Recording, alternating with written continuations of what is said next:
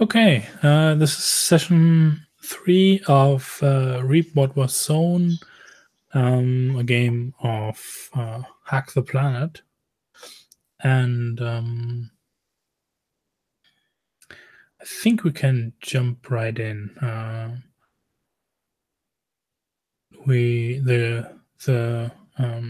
Last we saw the group, they were marching along an ice field towards the research station, and coming up to the back of it. You have a rough idea of how or when you think the Carrion will be arriving. We have that as a clock up here. So that's that is an 8-tick clock. And you're at the back of the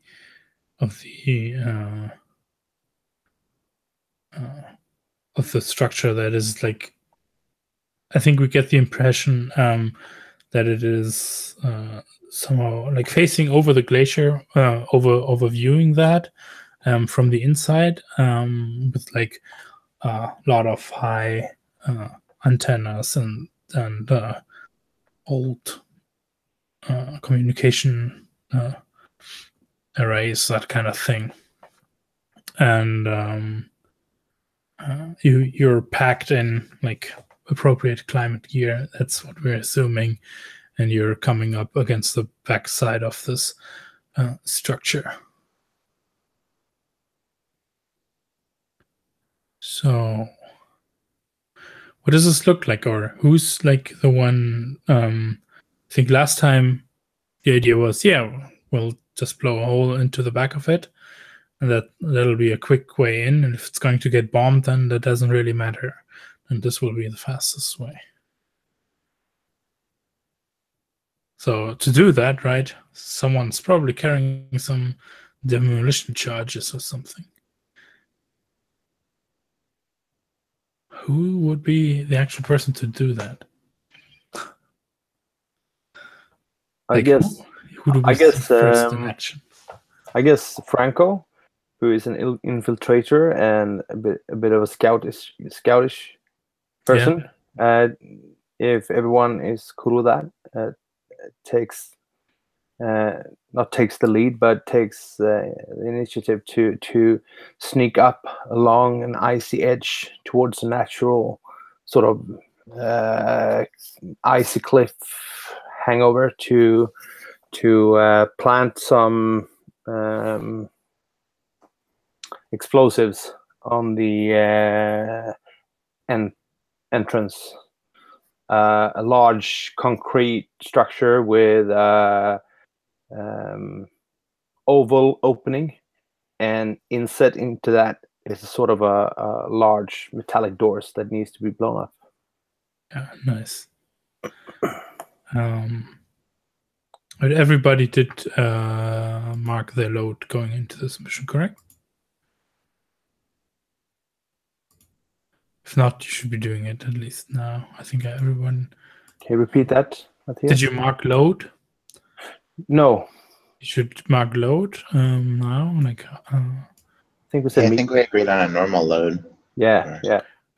Like anyone can go like decide for themselves, right? You don't all have to go the same. But yeah. Are the explosives a part of the load, or is it something we carried on the ship on the way here? No, there's something. Well, yes, it's something you're carrying. So if you have load 5, you have to mark off the demolition tools now, which take up already 2 load. Okay. Does it make sense how this this works? Yeah, absolutely. So I use one of these 2, I guess. I said one. No, both demolition tools are when they are connected. It means you have to use 2. You see there's a little connector between them. Yeah. Do I have to use both at the same time? Yes. It means it's a bulkier thing, basically. Yeah. Right. Okay. Right? Like compare with a large weapon versus like any weapon.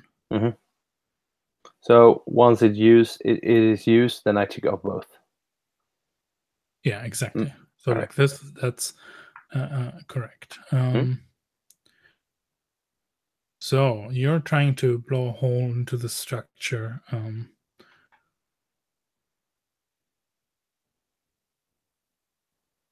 Yeah. So a I good guess- thing is you're definitely starting out in a controlled position. Yeah, I'm trying to do this with as much care as I possibly can.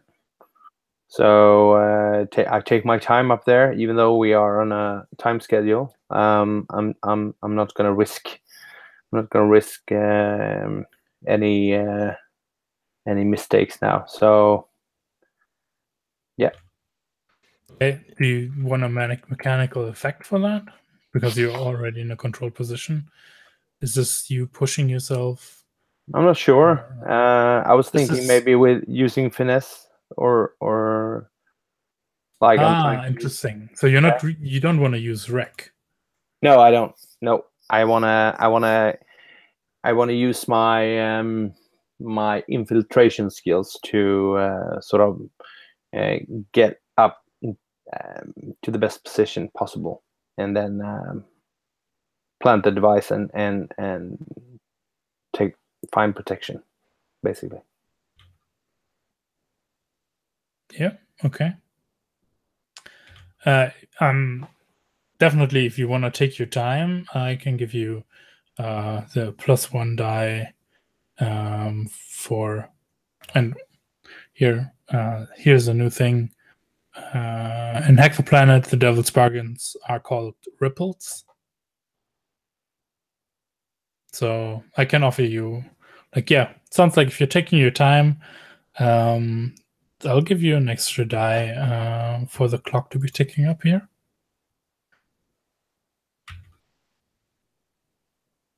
You're muted.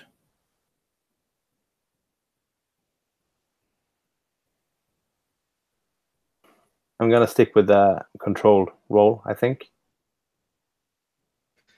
Yeah, it'll stay controlled, standard controlled. So controlled standard. But you can take a bonus die for taking your time. All right. What do you folks say? Should we take any risk? I mean, it's a Blades game. Yeah. Okay. I mean, the big risk is making noise. I think no matter how stealthy you are planting a bomb, it's still a bomb going off, right? Yeah, true. Well, all right. And there's no one here to hear it, so. Yeah, that's true. Okay, I'm gonna use that die, Matthias. Yeah. So what do I roll? I roll controlled and then effect. What do I pick there? Well, position is controlled and the effect is standard. Like I marked on the sheet. And afterwards, it's going to ask you if you get any bonus dice. And then I pick one. Is that so? Yes. Yes. Okay, let's see. Oh. Nice. Zut alors. Okay.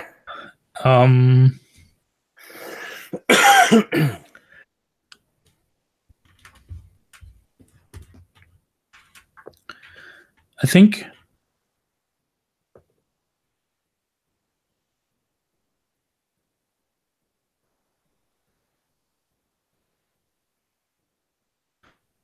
think what happens here is so you're in a controlled position, so consequences aren't that severe in this situation, right? I think what happens is you set up your devices and the charges and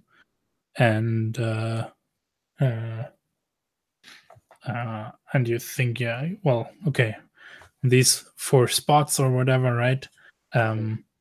You what are they like? Are they like a remote thingy, or are they like you push the button and now you've got like 2 minutes to get out of there or something like that? I think there. I have some sort of device connected to my interface on my arm, so I've just paired the devices with my standardized Nero interface. So basically, I can basically tell it to go off, more or less, like I've planted it and just. And so you're going on your device on your arm. You're like, go, and it's not blowing. No, it isn't. No, it isn't. Oh, you're like, wait, nothing's happening. Yeah. Why is nothing happening?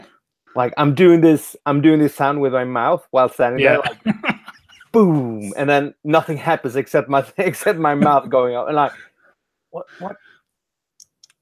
And and you're like, wait, I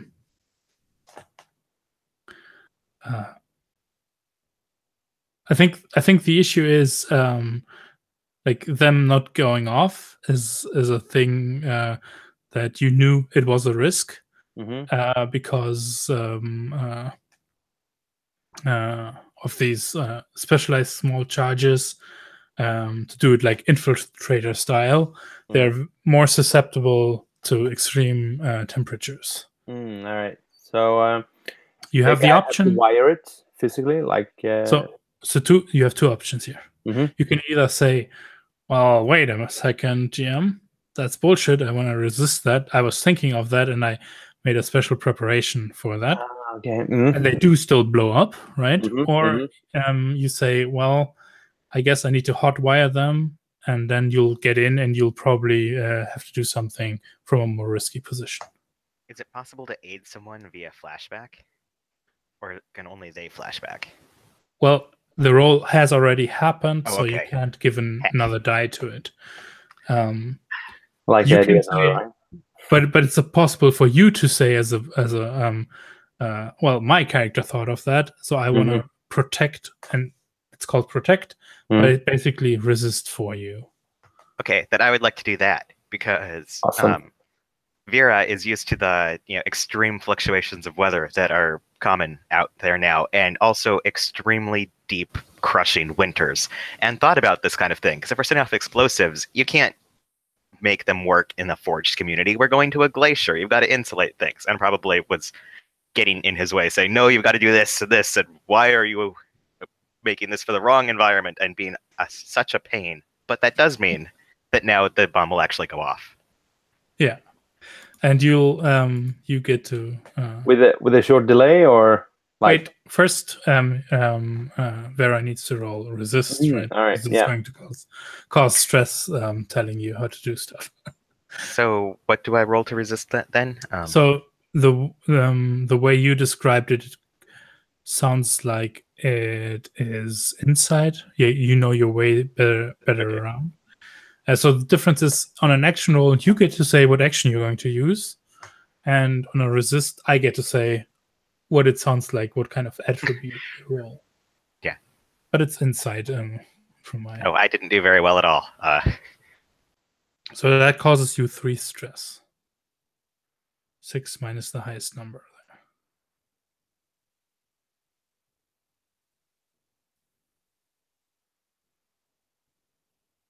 But, yes, after a short delay, which Vera probably also warned you about, yes, it's like it's not the same time as you would be expecting under normal conditions.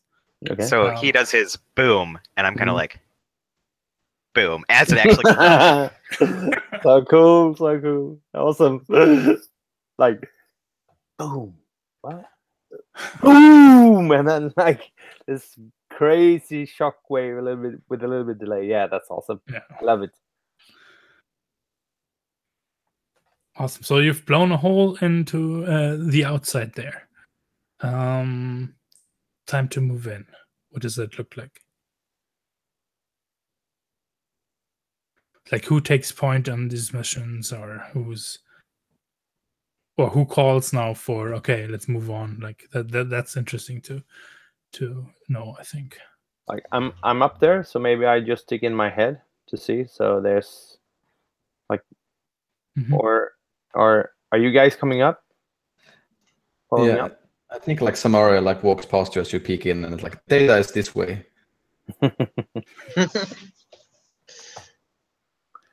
Yeah, and I'm stealthy, so I don't mind going ahead.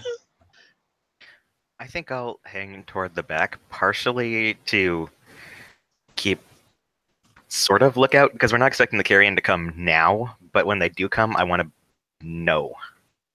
Yeah. So I'm still kind of by the blast hole until you guys move in past my ability to see you. Then I might follow. Yep.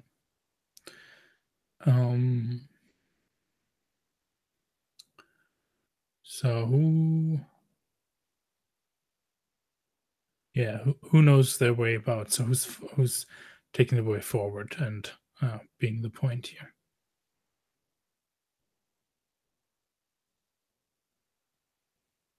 You're muted. I can do it if no one else. Yeah, you're being the. I'm the outlook, so maybe I can. I have a very small, compact submachine gun with me. Okay. So Like one of those vector, like with the angular, what do you say, with the magazine connected in 45 degrees into the body, and it's really small, compact, and a bit high, so I can walk in very tight corridors. So I'll tick that off my an unusual weapon of my equipment. So I'll take lead and I'll go in and make sure that no threats are inside that can oppose us. Yeah. What action are you using?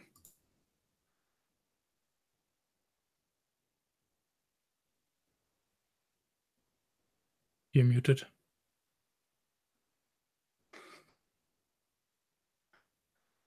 Sorry. I'm following the edges of the room or the corridor inside, next to any debris or tables or desks or whatever sort of interior that we can find in here. Just to stay low and keep out of sight and keep my eyes open for any surveillance equipment or any sort of, That's awesome. I understand the fiction. What action rating are you using? Prowl, I think. Yeah, that can make sense. Here's a quick question: Is this Franco basically doing the whole thing of it, or is one of you like a partner? Then this could be a team action where you both get to roll, and which makes it somehow a little bit safer. Or someone could just be assisting, like being like right alongside you, that kind of thing. Those are options as well. But if like two of you are the ones like covering, could also and doing the navigation part of this might make sense. Yeah, I think Samaria is helping. Like I already kind of described it in the fiction. I think like stalking out like where it's supposed to be. That's like a help die. Yeah. Oh, so you're assisting. Yeah, you're like yeah, I get it. Yes, you know the way around. We need to head there, then head to the left, and so that that's how it Franco can do the in those weather stations, because I've been there before when I was researching. Yeah, awesome. So that's an assist, that's one stress, but you get a bonus die for your prowl. Okay, so I'm taking what's your character's name, Mikhail? Is it Samaria? It's Samaria, yeah. So I follow Samaria's commands, like left 10 meters or whatever. Like I'm just very quickly just follow her instructions. So is it controlled or desperate or risky? Well, following along from the roll beforehand, you were resisting that, so you're still on a controlled path here. Okay. So it's controlled standard. Controlled standard. Yep. And then bonus die. Yep. Is that 1? Yeah.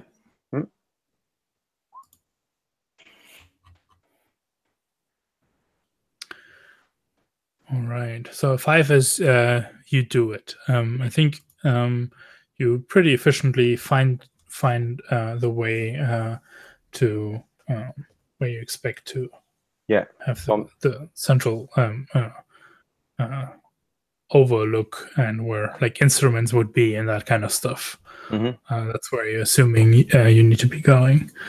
I'm getting up behind a big tube-like fixture in the roof and in the floor, and I stay behind it so I can peek out and get some protection if something would happen. Yeah. And then I cover everyone else's approach. Yeah, exactly. And as you turn the corner, right, and it, okay, that's safe. Okay, this is a wider hallway, and you're like, good. And you hear like from some area behind you, yeah, it should be right up ahead in there. And you turn, you take 2 steps, and you look, and that's when you like hear a sound and look up, and you see like a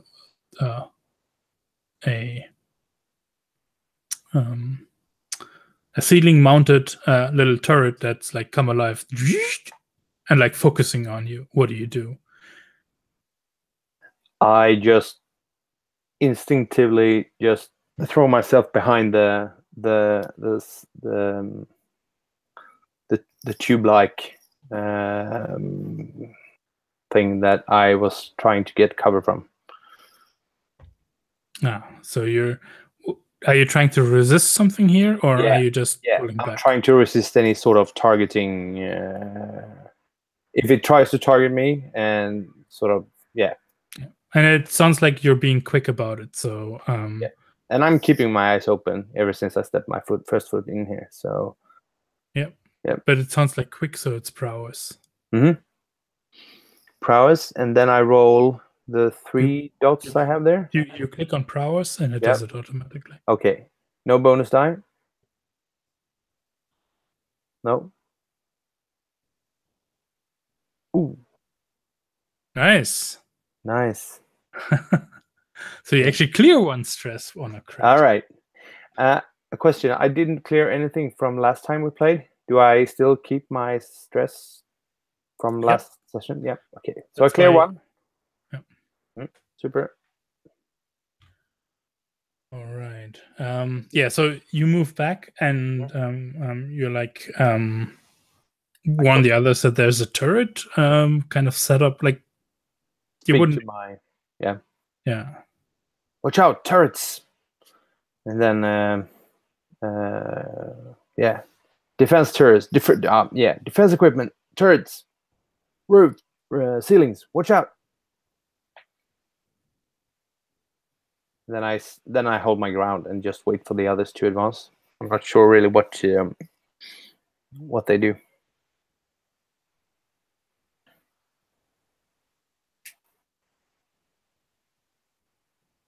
Yep.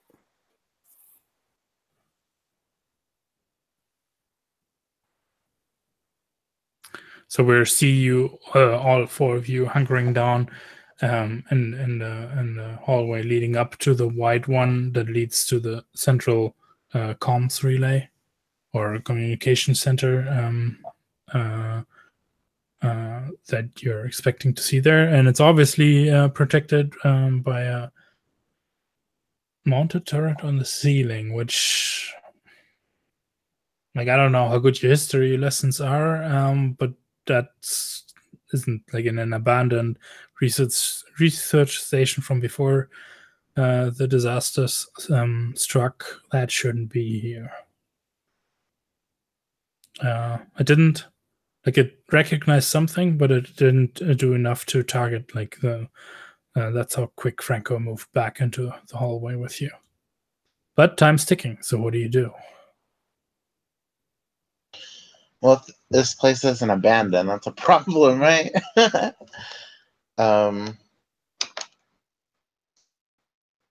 I think I would want to try to hack into the system somehow, right? Is there a console or something? Like, how would you go about doing that? Get some information about what's going on. Well, how would you be doing that? I'd be interested to hear that. Right, this, I think what I can clearly tell you is this thing is someone installed this thing, and I think it's like a standard. Well, I want to install a defense turret somewhere, and I put it there, and it's very autonomous. So difficulty might be getting to it to be hacking it, but I don't know how you're equipped and what. Like, I mean, that's your character. Not much is networked here, right? Yeah. So you have to go one by one. I mean, my instinct is just to, like, shoot it, right, to get it out, but that would not be stealthy. So I'm not sure. Well, you don't need to be stealthy as such, right? I mean, you already blew up a wall, so that's true. That's true.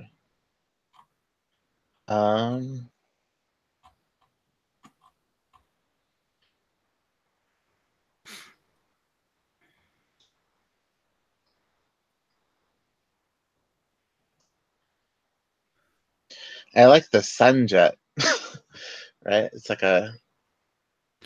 that's a plasma cutter, right? That could have been an alternative way into, like, not explosives, but cutting your way into building Star Wars. Could we like throw the Sunjet at it, like, to cut it?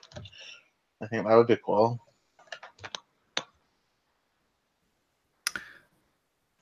I mean, what you're like turning it on, like making sure the safety doesn't work, which I assume it's a thing. If you let it go, then it turns off automatically, right? That's kind of how you would that at least you would expect, like, for work safety reasons to work that way. Are you jamming like that safety and you want to throw it at it? And other question: are you discussing this with the group, or is this like Hicks's inner thoughts going on, and what is the rest of you doing? Right, I think we need to act quickly, but so I'm assuming that we have the communications one that is free as far as load goes, so that Vera is aware that there's a turret, and then she will. Oh, you're also close by in proximity, okay, cool. Right? Awesome. Then I will just turn around with my fine-crafted handgun and take a carefully aimed shot at it, because I am a dead-eye shot. Good idea. Nice. As the lens. Okay, so you're like, I got this. Yes. Yeah, nice. Picking off small targets is what Vera does, besides tell people that they aren't properly planned for the cold. So that's hunt, and then an extra die for fine weapon. Yeah. Let's hunt is good. I'll tell you position and effect. What are you using for this? What kind of a fine crafted handgun. Ah, nice. Yep, that's good. Long range rifle seems like overkill. Yeah, it's gonna be risky standard then. Okay.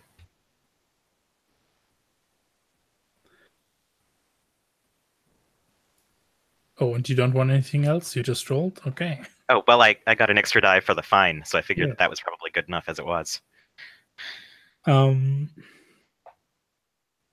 Yeah, so I think so you do it, so describe what it looks like. Are you like do we see like do we see you like slowly leaning forward and taking that aim, or? Yeah, so when the turret activates, so people mentioned that Vera just turns around and sort of takes a pulls out a handgun and takes a firing stance. And as soon as people clear out of the way between her and the turret, she just pops off a shot at it. Yeah. Very smoothly, like she's been waiting for her moment. And then ducks out of the way before it can retaliate, hopefully. Maybe. I mean, you definitely hit it.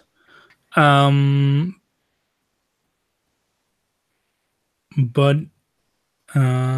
it does manage to shoot back. Unless you want to resist that or someone wants to protect you. I'll resist being shot. By how can we help that? How would that? Well, you could take a bullet for me. For example. Okay. Or you can push her out of the way. Or you could just tackle me, I guess. Yeah.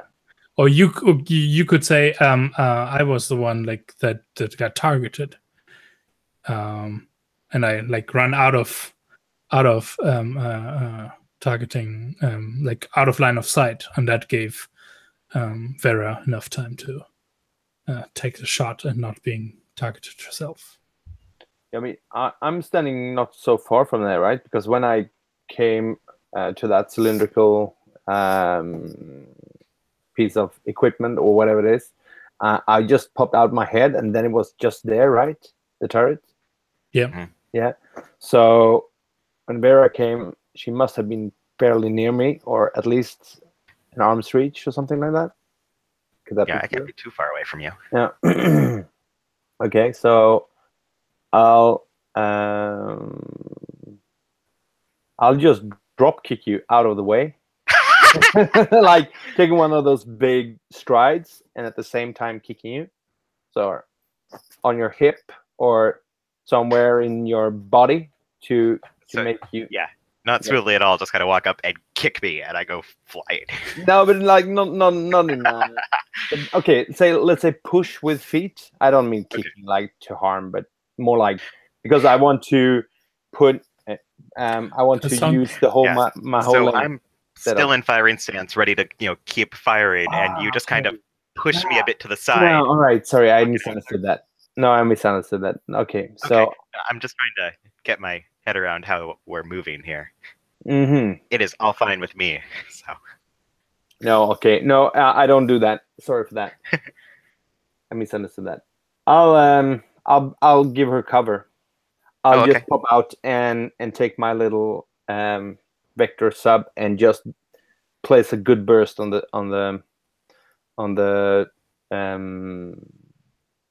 what do you call it? Turret. Yeah, turret. Yeah. As well. Yeah. Yeah. Well, that sounds like inside though, because you're not actually. Yeah. You're like, okay, well, I'll draw it with my weapons fire that's unaimed, and it'll like the turret will start following you, right? And that's when Vera gets to take the shots, and it's shot like you go and basically perpendicular towards it and vanish on the other side of the hallway of the T intersection we're at. Yeah.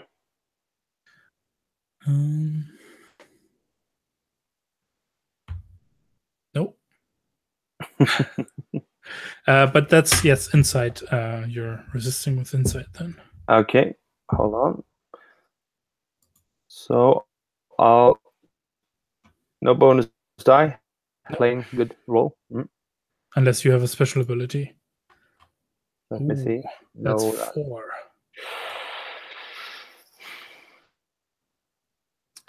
Oh, this is annoying. This special ability, Silhouette, is actually addressing almost exactly this. You may expend your special armor to resist a consequence from detection or security measures. Is that? Yeah, maybe you should be using that and expanding your special armor. Absolutely. Let's see, special armor. Where do I find that? Under armor uses, there are 3 ticks, and you can just mark off special. It doesn't cost you load as such. Is Do it you see there that next to your healing clock? Ah, there you go. Yeah, right. Special. Yeah. So I just tick that special box off. Yep. Okay. And read your special ability for us, so everyone understands. So I expend my special armor to I resist being targeted, I guess. from the detection system. Maybe read the entire thing Okay. first. You may expend your special armor to resist a consequence from detection or security measures, or to push yourself for feat or athletics or stealth. But I'm gonna try to resist the consequence from detection. Yep. In this case. Awesome. And yes, and you do it, Vera. I think you pop off a shot. You realize that's not enough, but you're still in the same aiming stance, and you pop off 1 or 2 more, while the turret tries to follow and sends 2 shots ringing next to you, trying to actually hit Franco, who doesn't hesitate, who just popped off a couple of rounds and then vanished on the other side. We've got some sparks flying and some smoke rising, and the turret head kind of hanging limp down. Cool. Very cool. Yeah. I like that idea of confusing the turret with too many targets versus. Yeah. I didn't read out your stance before, so that's my bad. Sorry for that. Cool. So you do that, and there's a ringing echo of shots being fired inside enclosed spaces, right? What do you do now? There's a double door at the end of the hallway waiting for you.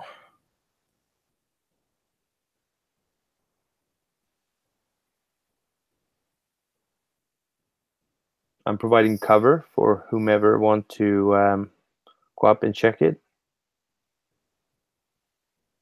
That's to any use. So Maria, what do you do? I look confused at my muscle, and no, I think Samaria is going to is looking over at you and well, fuck, better just run past it then, I guess. You better keep it busy. Oh no, Vera hit it and destroyed it. Oh yeah, okay, goes to the end of the hallway then. Yeah. The door is open or closed? The door is closed, and it's kind of sealed shut by something from the inside. Cool. Well, I'm sure I have some burglar gear, so I'm gonna try to open it with I think she starts fiddling with a panel, trying to with her tools. Yep. And tries to open it. And what action rating are you using? Tinker. Yeah. This is going to be risky limited. You quickly realize, okay, it's going to take some work and some time. And the risk here is you don't know if they've installed any additional security measures that might actually pose a risk. Yeah, I'm gonna push myself. Is anybody helping? Are you pushing yourself for an extra die or for the position? I think for an extra die, but maybe if someone wants to... Well, if someone helps me, I'm gonna push myself for an extra effect instead. Yeah, I can help you. How? What makes sense here? So because limited means it's gonna take more time, even if it's successful. It's gonna be work. Someone will get out a sandwich, sit down until you're done with the door. That kind of situation. Any suggestions? Yeah, I think Samaria is shouting while she's working on this door. It's well, fuck, Franco, you're the person who like usually breaks into places here. Come on. Any tips with this fucking lock? Let me see. Okay, so Okay. I go over, and what sort of lock is it? I mean, it's just some kind of like panel, and she's like fiddling around with some stuff in there. I don't think like she really knows what she doesn't really know what she's doing like exactly with this lock. Just that. Hold on. Wait a second.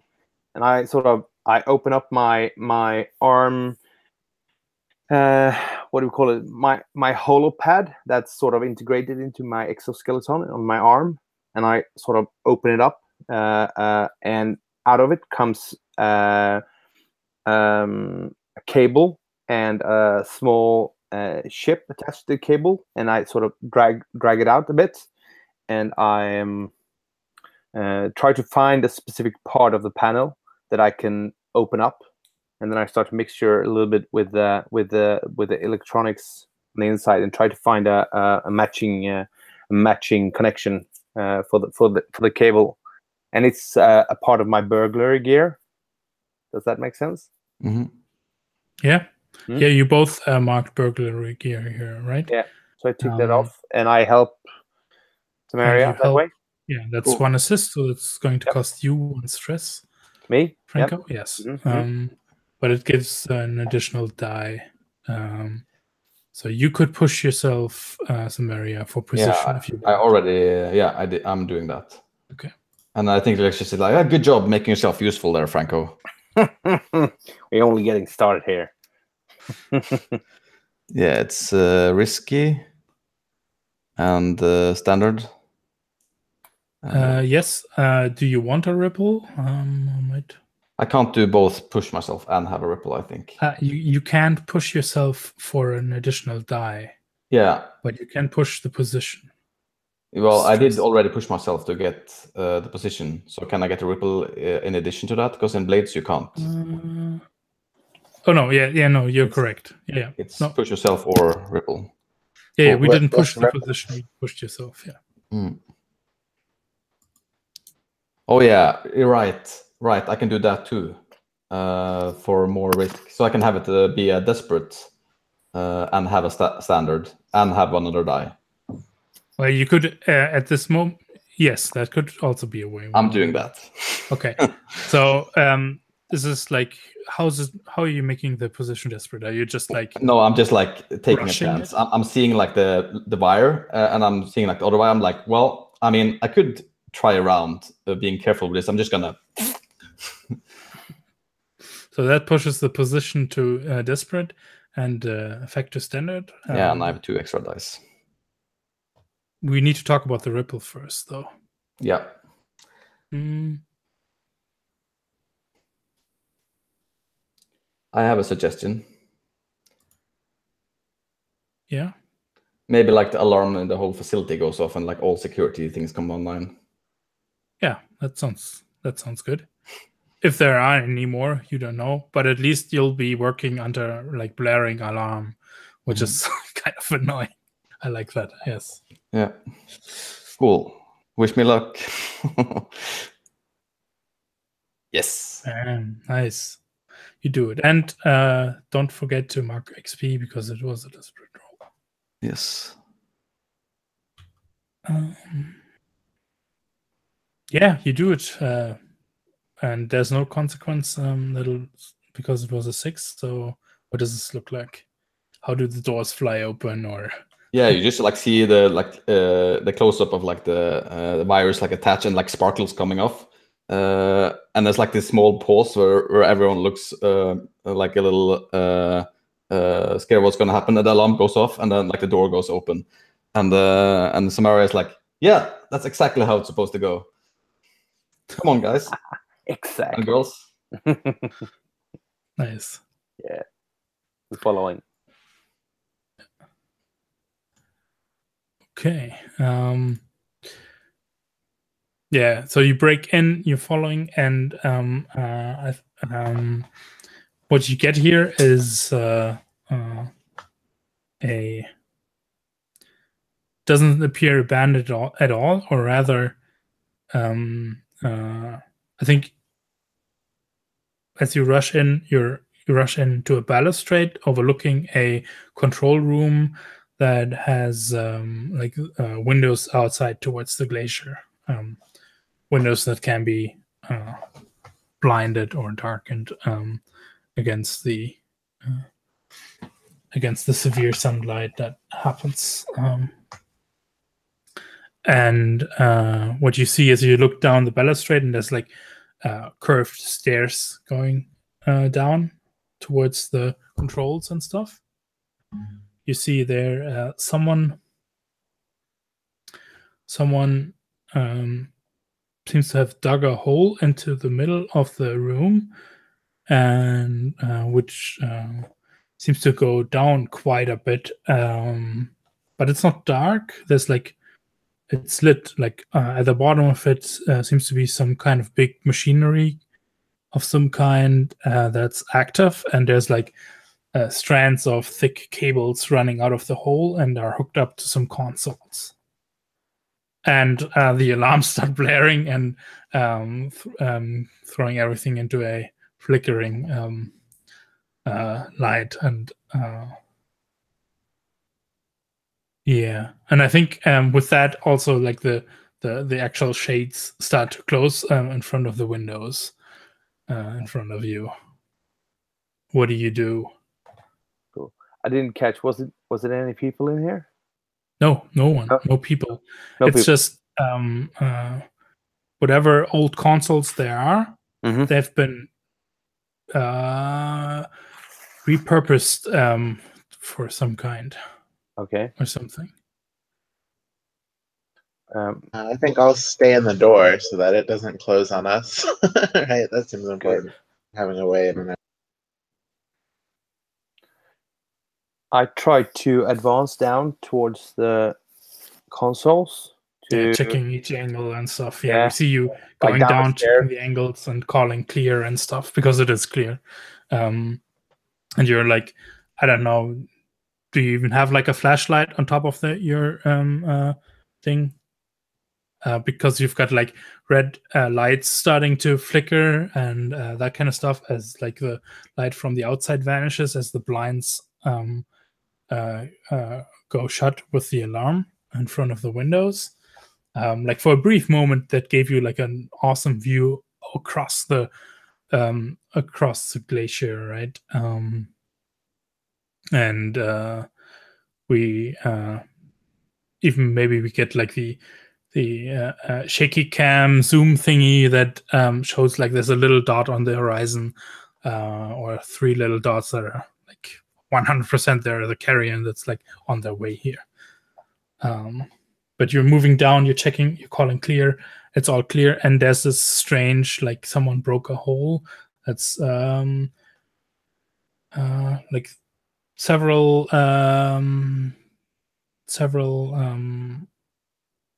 heights of a person deep. I think like 2.5 or something like that, right? And there's like some kind of machinery in the center.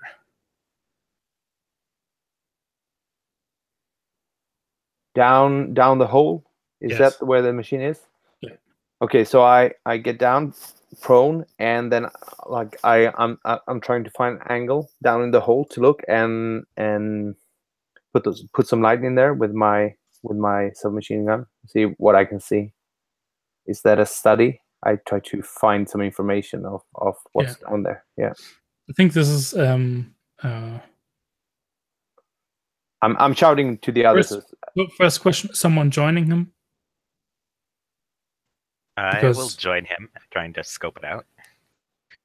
Cool. Yeah, Len, let's just do this as a team action, because you also have like some kind of thing. So you both roll study.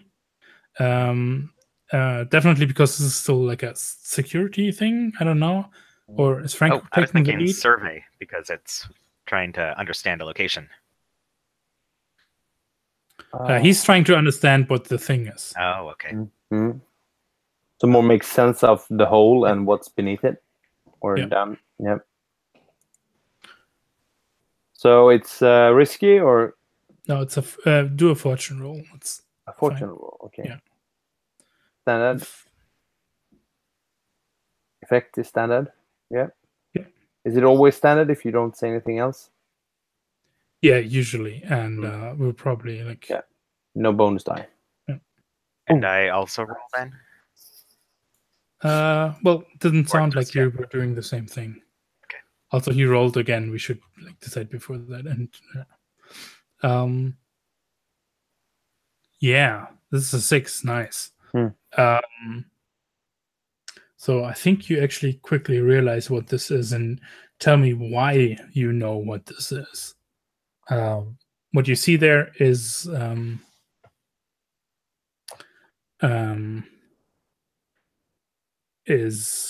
well, some people would call it like a these days a horror machine. Some might use terms that describe it more as, well, this is just a big thumper. What it does is it sends shock waves into the ground to cause shifts deep inside the soil that it's put in. Now here it's put into a glacier for whatever purpose that's supposed to be. It's not active, like it's not doing anything. It's just on and could start doing stuff.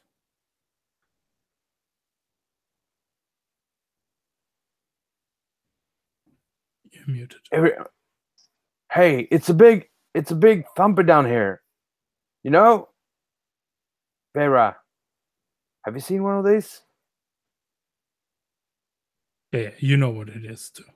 Like I think you all know the 6 tells us that. And if you don't, like Franco can quickly convey what it is. Mm-hmm.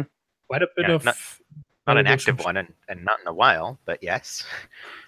It's not on. I mean, it seems to be working, but it's not on. Why would Carrions want to destroy this place?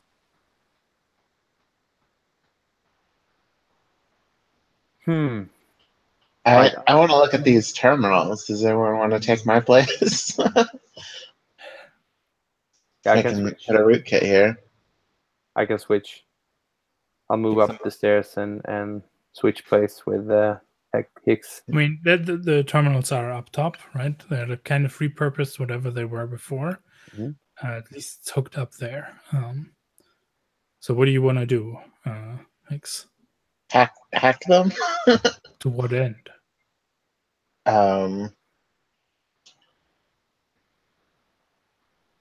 Figure out what's going on here. I guess get information. Is that how it works? I'm not sure the mechanics of this. Yeah, no, I'm asking, like, what are you trying to achieve? And then we can see what fits there. You're going via hack, right? Yeah, we just want information. Like, the whole point of this is to get stuff to blackmail them. So terminals seem like a great way to get information. Yeah, so that's a risky standard. All right, and I have the rootkit ability. Come again, Michael? I'm gonna help with that. Like I think I send a file of like the how the interface looks, so you get like an overlay on your screen.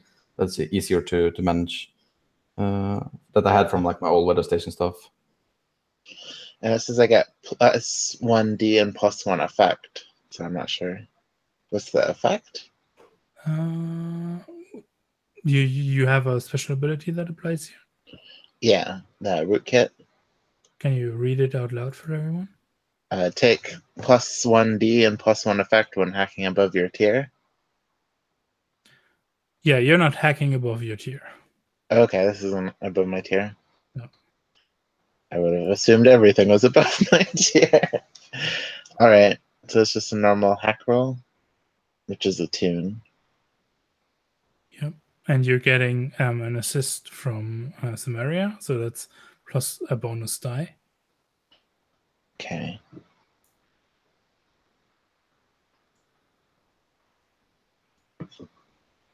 Oh.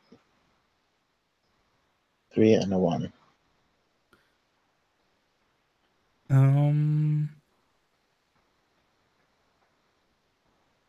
Yeah. So I think what happens here is I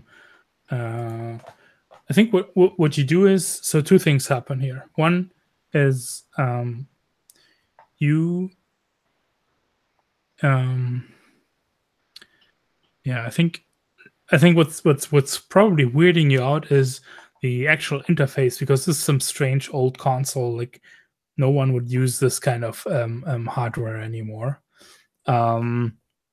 So I think you maybe come even as you try to work your way inside and try to get the gist out of what like how things are connected, to understand how the workings are. You hit some kind of fail safe that triggers a shutdown of the entire thing. And you, Franco, you're standing inside the hole there with the machine, right? And and all the lights switch from green to red and start blinking. Okay, cool. I'm listening. I just need to switch rooms. I'll be right back with you on camera. And whatever it is, this is going to it's started some kind of, you're pretty sure, because on for consequences, I need to be very clear with you so you know if you want to resist it or not. It's starting a like self-corruption routine, trying to render itself invaluable and destroying any whatever hints where it came from. Well, at least it turned off the machine, right? Like, it turned off this. Well, the machine wasn't doing anything; it was just on and idle. Right. And now it's going to basically, okay, well, not self-destruct and I'm going to explode and everything will be exploding, but self-destruct and I'm going to render myself useless. You can, if you can tell me, you can still resist that stuff, right? All right. How do I resist it? Can I just unplug the console before it can self-destruct? Look around for the power cable. Yeah, that sounds like you trying to be quick and oh yeah, let's pull the cord before something happens. Mm-hmm. That's definitely prowess. All right. So you click on prowess. I have prowl. You also, and what's the what is prowl under? Oh, under prowess. Okay, I see. Yeah, that's the attribute. And so I roll prowess. Yep. I don't get any bonus die. No.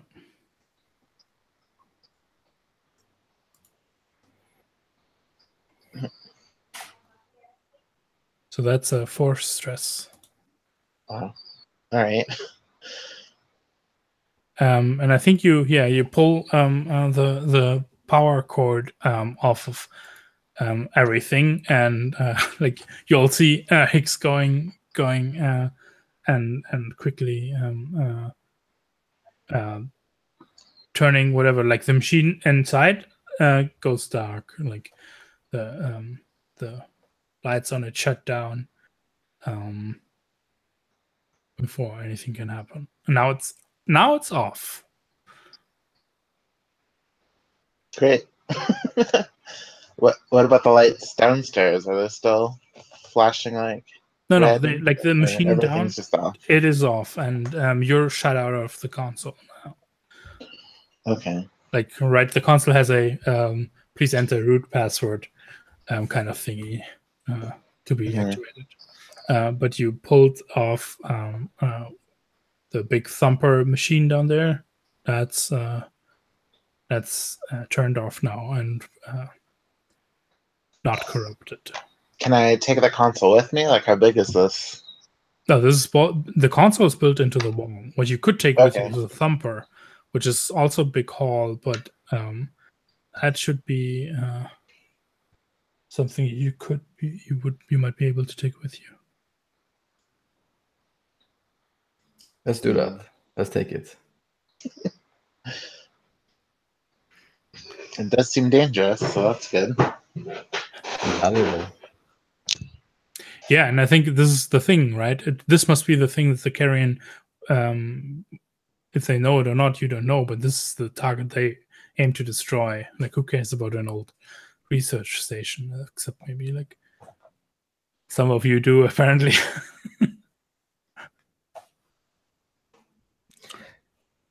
Yeah, I think like Samaria looks over to Hicks and like, we should take that thing. You're right. We should just take it. Get out of here. They must understand we're here soon. We should get the fuck out of here. Do you answer anything to Samaria? Like the other people, I mean. Like you saying something. Yeah, I was like turning to Hicks and saying it while she was like when she was like had come out up of the console. And Hicks, are you answering anything, or anybody else, or are you all just looking at Samaria dumbfounded? Like I'm standing on the ledge, waiting for just, Hicks like, because trying to get a view of what's happening down there. Sorry, Ryan. What was that? oh, I was just waiting for Hicks because Samaria obviously is calling her out. I'll go join everyone. Right, we're all trying to hold this thing. Samaria's just said to you, "Let's take this." What do you answer? Oh, sure. Yeah, that sounds like a good idea. I don't know that there's anything else here worth taking. Yeah, Franco, you hear that? You were downstairs at the thing to inspect it, right? And you're like, okay, yeah. I mean, it. What do you say to that? Because you're at the position where you would start working. Okay, we need to basically dislodge it from here and like undo the, like there's definitely like safety thingies that you have to undo. It takes some work. Yeah. I didn't really follow that part. Is it a sort of a loose object, or is it stuck? It's so it is no, it is it's not just loose that you can just take it and pick it up. It's there to do something, right? It's going to it would, if it would be active, would send like big shock waves. So it does have some safety precautions. You basically need to deconstruct and close those to make it. Okay. Turn it into but how big is it? I didn't catch that. I'm sorry, Matthias. It's about like a person and a half tall. Okay. About as wide. So it's a big thing to be hauling around. But yeah. All right. Can we bring it with us? Like I'm just asking the group in general. You're the muscle. Can you carry it? Nah. No, I'm not sure. Should we? Does it have any value to us? What's your take? I mean, fuck yeah. That must be what they've been hiding here. Why they don't want our hands on it. All right. I haven't seen one of those for like, 10 years maybe. Working, no less. Okay. Well, I'll run down the stairs again and try to.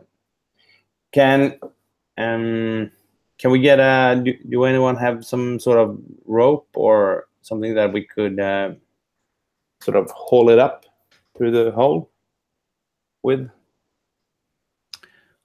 Like looking at I have climbing gear. Could that be the gray box on the carriage sheet? That's always carried, right? The gray box? No, the gray box on the items. Yeah, that's just that is gear that only you have. It's special to your playbook. Yeah, nobody else gets access to that. I have light climbing gear, so I guess I could sort of extend some sort of rope or something like that. Use that for that stuff. Yeah. Yeah, and try to grapple it with it and sort of get it up with the help of the others. Yeah. So here's the thing, right? If you all want to be, or who's working together on getting this thing loose and out of that hole to make it mobile? I can do the climbing if someone else could help drag it up. I can try to help. So I think, like, with what's the actual action? How are you getting it out of there? Okay. The actual action would be. I just have to read up a bit. But I guess. Oh, sorry. I guess it would be prowl. It says climb, swim, run, jump. So I guess that would be prowl, right? To get down there and grapple it with the rope and sort of. I'm basically asking you because there are multiple, right? Modify would also make sense. Well, we need to basically package it up and that kind of stuff. So modify could just make just as much sense to me, but it's up to you. Okay, so I'll take my climbing gear and I'll take my rope and a small grappling hook, right? And I'll just tie that around a big console that's fit to the floor. That's really solid and heavy. So I try to rappel myself down the hole, so I get down there where this thing is and start to demount it or whatever you'd like to call it. Exactly. Yeah. So you want to use what action? Also, because prowl in this world is called ghost. It's much more about being stealthy. Yes, it has some athletics akin to that, but who had this ghost thing? I didn't catch that. Sorry. So prowl is ghost in Hexaplan. Okay. Yeah, ghost. So I'll ghost my way down there and try to tie it up, like demount it, and then dismount it, and then tie the rope around it so it can be hauled up, and then I'll help push it from below. And you're doing this together with Vera. Yeah. So you're doing a team action with Vera. Mm-hmm. You're both trying to do it basically by your. Vera's okay with it. Way of athletics. So. Yeah. It looks like it would actually be finesse because that specifically says handling a mount or vehicle. Right. But this isn't a mount or vehicle. It's something we're trying to wrap up and move. Okay, I thought he said unmounting it, so that's why I thought. Oh, okay, yeah, maybe I used unmounting, not mounting. Yeah, mount is more like a horse. That's true. Okay, sorry. No, it's all good, Christian. It's fine. So that's a team action, and Franco is leading it. Is that correct? Yeah, if everyone is cool with it. Okay, so it's a team action between Franco and Vera. So you both roll Ghost. Basically, I think what this looks like, because Ghost implies, this is mainly done by like personal athleticism, right? It's like you unfasten whatever with like maybe you even rip one of those out. That's giving you a lot of issue there, and you'll be hauling it up, and Vera will be accepting it and holding it until you get up as well, and then you'd both try to heave it out of the hole. Yeah, exactly. So this is like lots of muscle, not much using leverage or things like that. Is that risky or controlled or? Oh yes, this is a risky standard in effect. Do I get any bonus for Vera's help? No, we do a team action. You both get to roll. So that increases your chances of it succeeding. Okay. But if Vera rolls low, you will accrue stress, Franco. Like so.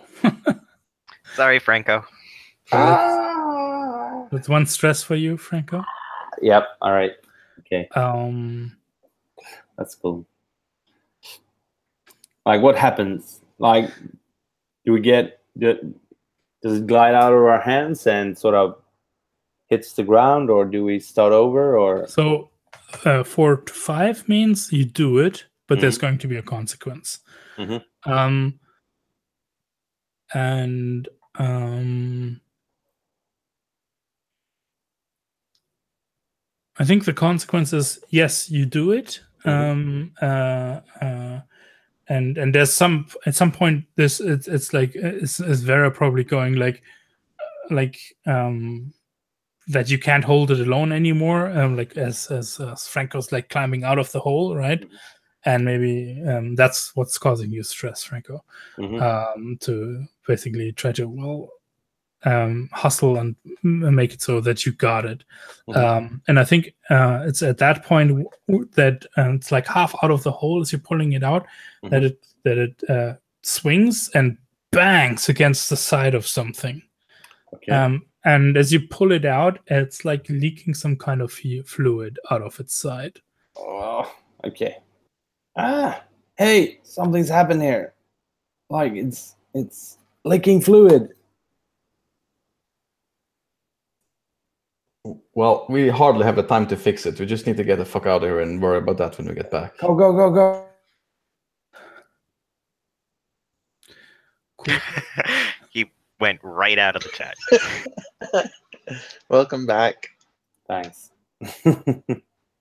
Got a little excited. Yeah. So I think, yeah, I'll go ahead and like make sure the way is clear for everyone.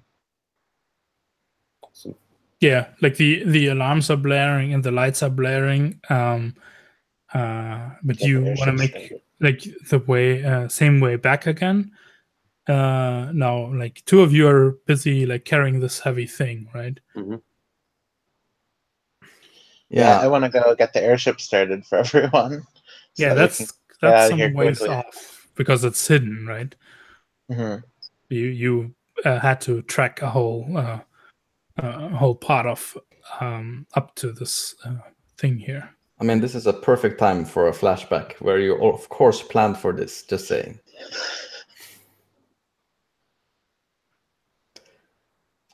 Well, maybe Samara planned for. Like you see, I'm gonna do like a flashback where we like plan to have it like on remote, so we could call it in when we got our objective.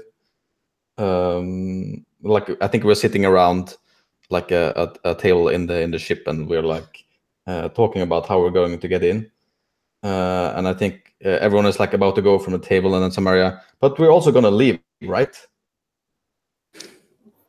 Nice. It says, of course, when we have secured the object, we are calling the ship. We need to get right out of there. So yeah, that's worth one stress. And you basically programmed it to do like a predetermined flight path to basically pick you up. So what action did you use to do that? Is that an action? Yeah, because it could go wrong, right? Like it could land way too far off. You kind of had to work with some projections to make the ship get to this place. Sure. Let's make it. I think probably it's a hack. I guess probably. Do you want a ripple for that? Yes, please. The ripple is, well, obviously you. It's good that you're doing this because there's always some kind of uncertainty, and the time that the Carrion takes to reach here is you kind of overestimated it a little bit. So one tick on the clock here. That's at 6 right now. Yeah, I'll take that. I'll also push myself for an extra die. It's an important die, I think. You can't, right? No, I can't. That's true. Right. Yeah. Good. I was just testing you. And this is risky standard. Cool. Wait, no. It's a controlled standard. This is in the flashback. Like, it's not something that in of itself would create like severe consequences. Is anybody helping? No. Okay. Can I help something you're doing in a flashback? Yeah. Sure, if you were present. Okay, so let's say that Vera suggested looping her drone into this so that it can help sort of triangulate a proper landing spot, because we couldn't totally project how the explosives would change landing areas. But with the drone camped outside, we can give it a view into where it should land. Yeah, Yeah, that sounds that's awesome. Cool. So it's 1 stress for the assist. For Vera. Yeah, and let's roll the die. Yep.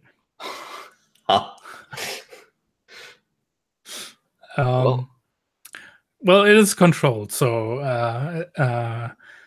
that is all right. I think what happens is, unless you have a good way to resist this, is as you're hauling out of the research lab or station there, right? And you come up, you actually, that's like, the timing is perfect. What's the airship called, by the way, now? We had a name, right? The meteorite sets down.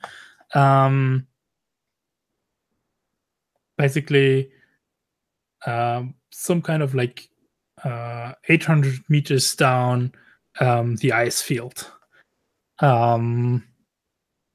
So it's and it's down over the ice and over the snow. So you're kind of like, oh fuck, well, that's still a ways to go. And I think as you make your like the first 20, 50 paces into that direction, you can see the you can see Carrion coming, like closing in, right? We're at this 7 ticks out of 8, so they're really close to be dropping their bomb. So whatever they're going to be dropping. Yeah, I'm absolutely gonna resist this GM horseshit. I think like it's definitely like you see like in the same flashback, like doing the calculations and then like going up and then just like, well, no, I'm gonna do the calculations again. So I'm trying to angle at least to insist with insight. Yeah, that sounds what it is. Yes. Nice. So no stress even. So yeah, tell me where it settles down. Like, yeah, I think you see like the meteorite like coming over and then like almost landing there, and you see like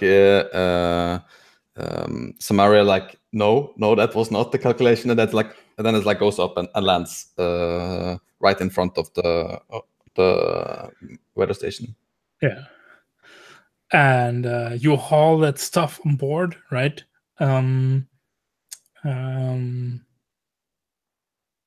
Now, if you take off here, like you're probably with this roll, you make it outside of the blast zone and you can take off in time. The question just is, you'll be popping up on the Carrion's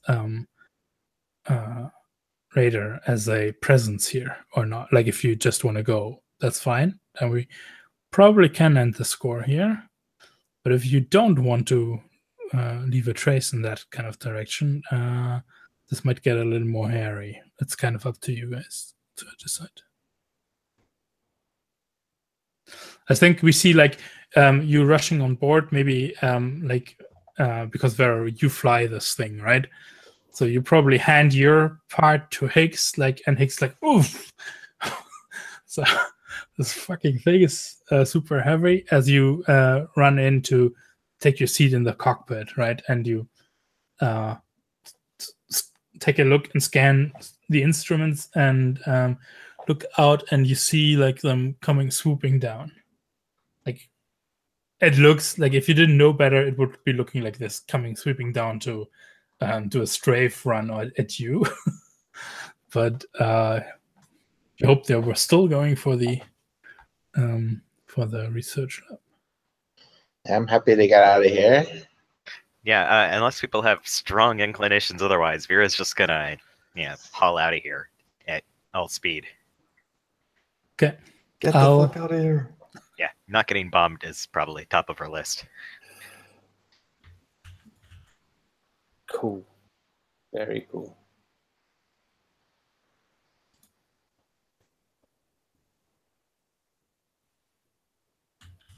Okay.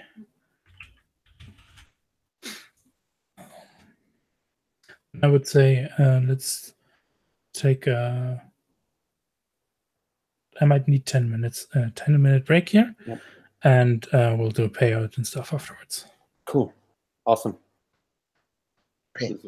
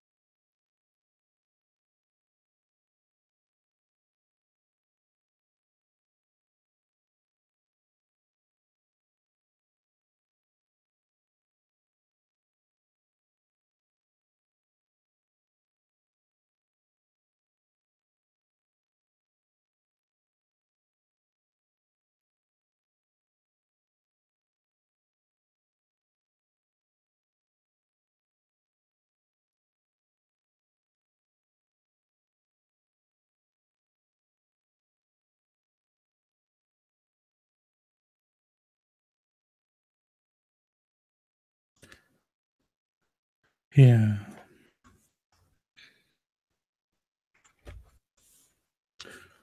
So for payoff,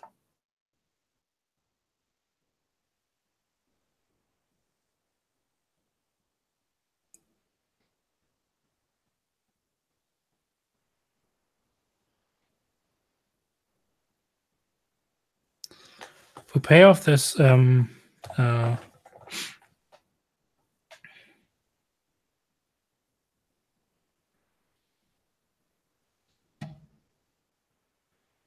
there's a little bit of an option here that we need to talk about. Because what you basically just did is you got your hands on some, well, this would be considered a terrorist's weapon, right?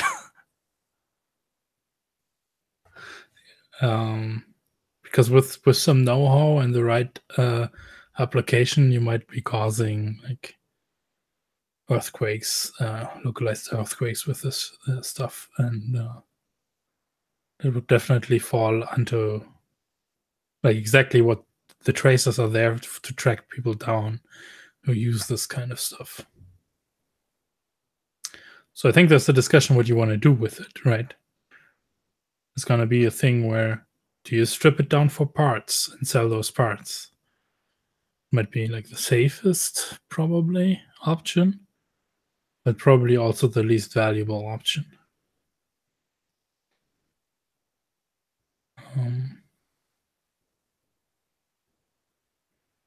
Might want to make a deal and actually sell it to someone. Then that almost feels like that should be another score, and maybe you get like some money up front, and the next score would be then the rest of the payment or something like that.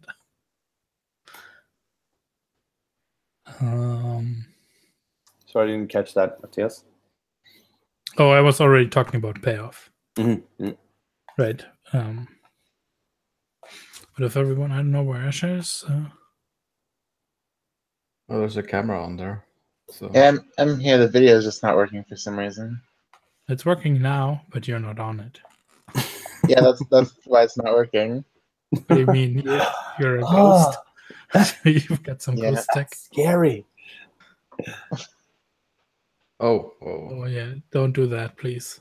It makes it flicker. Are you still there, Asher? Yeah, I'm here. Then just maybe stay on audio for now. Okay.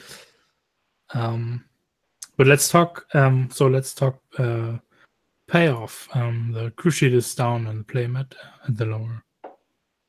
If you scroll down, first thing is rep. So you get 2 rep per score by default. If the target of the score is higher tier, then you take +1 rep per higher tier. Sorry. The target of the score was the Carrion, so that's +4, so that would be 6 tier. Holy crap. 6 rep. Is someone noting this down on the... Yeah, if you scroll down, I've got on the playmat. And I can do it for you if you want. Cool. Yeah, sure. All the rep.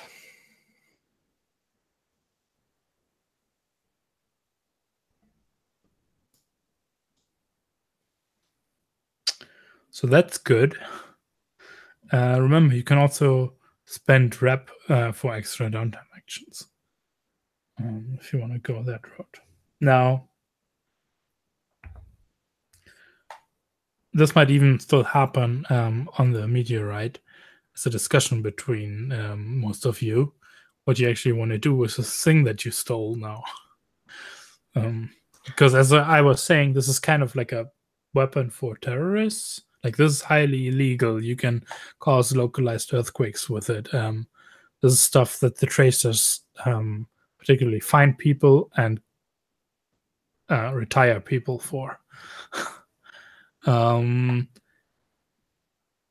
So this is pretty hot stuff in that regard. I mean, there's the option of like just stripping it down and selling it for its parts. I'd probably say, cool, yeah, you get you can get 4 jewels worth of stuff for that if you want to do that. Yeah, I think like Samara like walks into the cockpit after like arriving and says like, "There's no fucking way we're selling this to some terrorists." Just saying. But I'm sure like the tracers would give good money to know that the Carrion was involved in something like this. Maybe even take it off our hands. True. Although, are the tracers gonna pay us for that, or just give us a thank you hat and send us on our way? You've been good citizens. Well, I mean, we don't give it to them and then ask for money. Well, this was planned to be blackmail, right? Like, this is something that they were trying to destroy, right? So we can use it.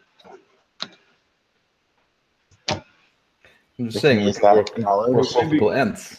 Can Maybe still do we that. should try to find out details about why they would want to destroy it, so we can blackmail them. Or was that what you said? Like the reasons why they want to bomb the shit out of this research station? Should be some good reasons for that. Spending money on expensive bombs. Yeah, just to be clear, right? If like, what sense does it? So if if this thing belongs to the Carrion and they've installed it in that base, why do they then go and blow it up? What's that about?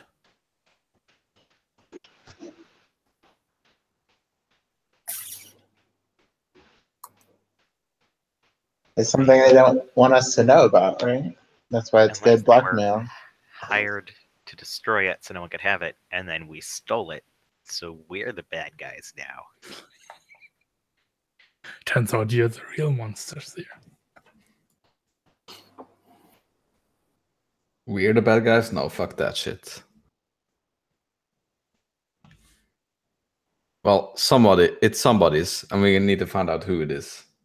That's for sure. Meanwhile, I'm sure someone that's not gonna use it to make localized earthquakes in the shelter will pay money for it. Just the knowing that this exists is probably worth quite a lot. Sure. Well, they were using it on the glacier, right? Maybe we can look at what that was doing. Right? Like this was having some effect on the environment around it. It wasn't just this thing being there. Well, it wasn't active. It was just sitting there idle. But theoretically, it was used at some point, right? Like, or the plan was that it will be used for something in the future. Mm-hmm. So that's sounds like some kind of research. Everybody knows the Carrion is up to no good. I'm sure they have their dirty hands in it. I don't care if it's like, who cares about evidence? Let's just put the tracers on them.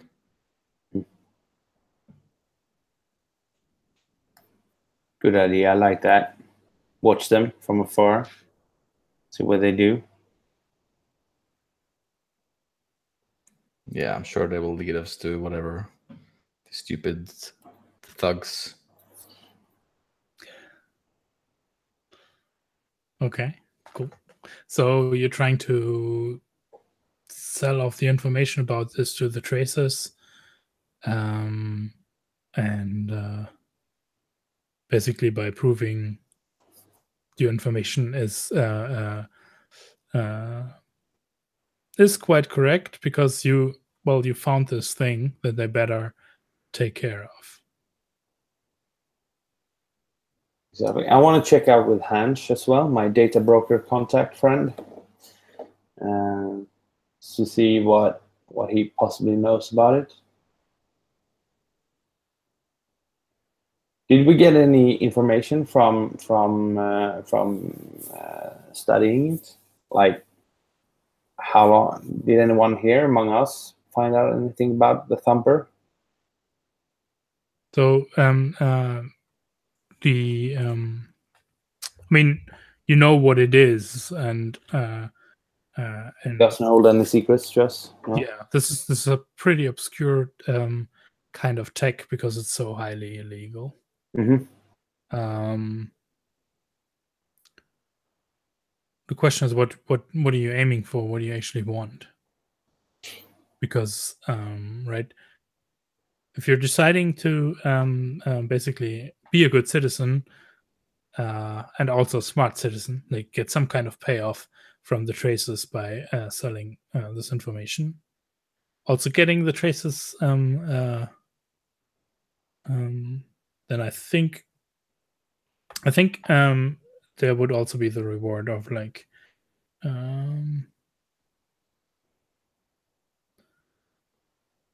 yeah, you'd get 6 coins off of this, plus the negative aspect of the traces kind of having like you're on the map with the traces now, positively, arguably, but also, what the hell are you guys doing out there? Right? So it'll also throw like it'll put you on the map with them, but you'll get six jewel for it, which is 4 for stripping it down, or probably 6. Yeah. Sorry. Or a lot more, depending how you go about it. So, like if you sell the weapon off to somebody who would buy this kind of thing. Yeah, I'm easily into to sell it and get 6, even if it put us on the map. So not sell the information and rat out the Carrion.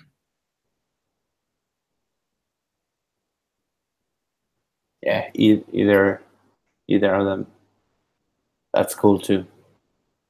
I mean, I think like Samara would argue for that. Like me, the player, don't care if anyone says no, fuck no, we're gonna sell it to the highest bidder. But just saying, so in case somebody wants to do that. Yeah, I think as much as Vera is interested in this thing existing, she'd rather break it down for antiquated parts than sell someone a possibly reparable thumper.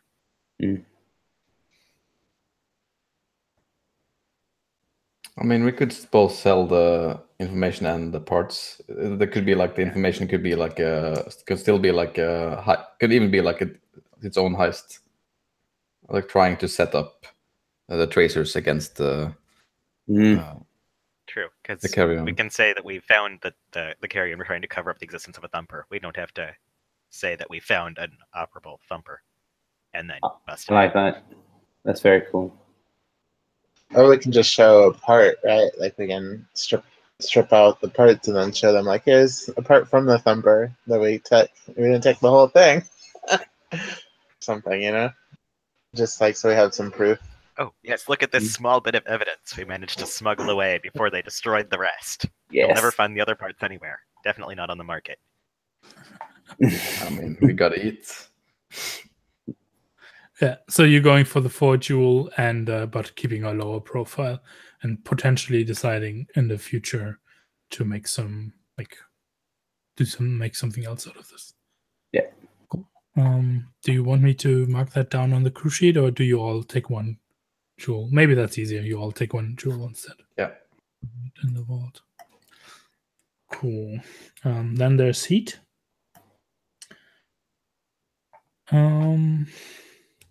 So heat is 0 heat if it was a smooth and quiet low exposure. 2 heat contained standard exposure.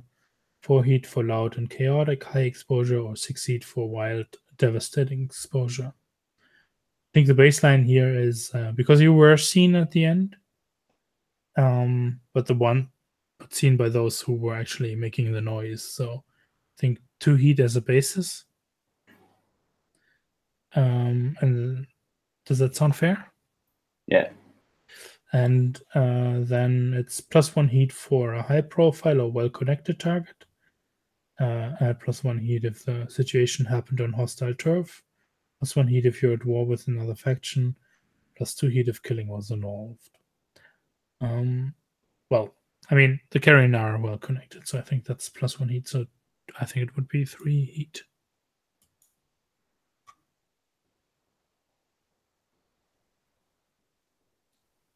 Yeah.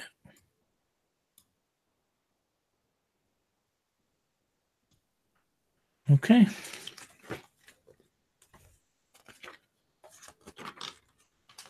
And we'll do entanglements. So who wants to do the fortune roll for that?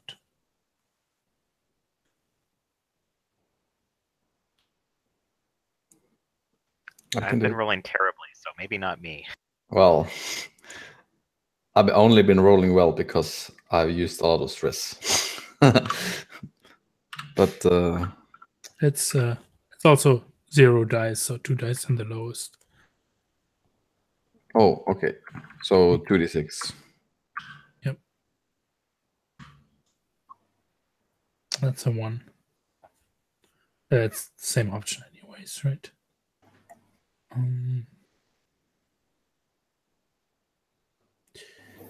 Yeah.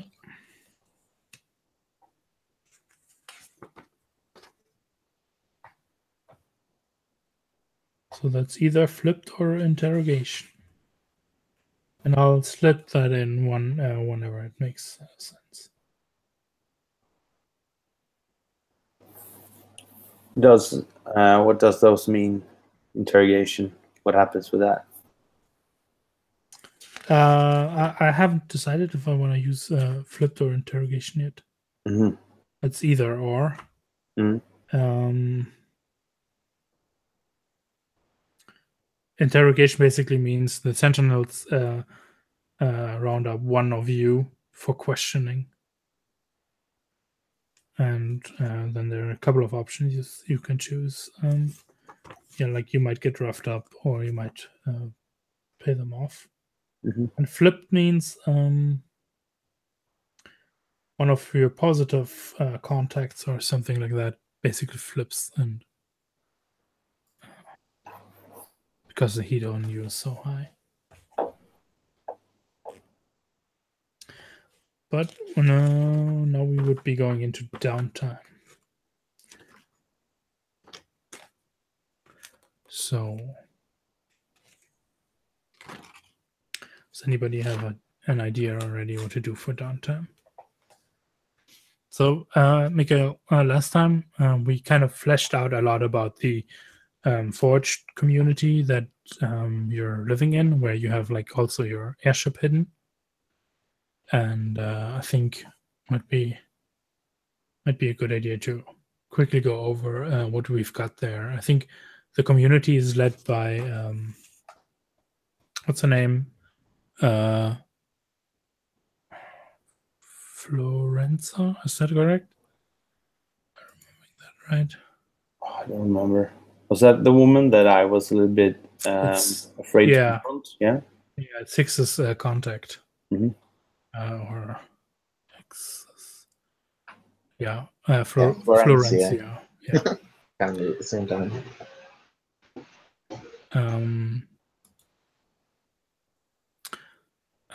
She's kind of the head of the community, and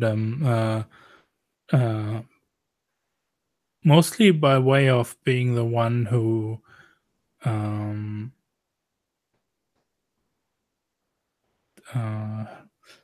gives the community access to some kind of downtime stuff, like a couple of vices. I think she has a bar, that kind of stuff.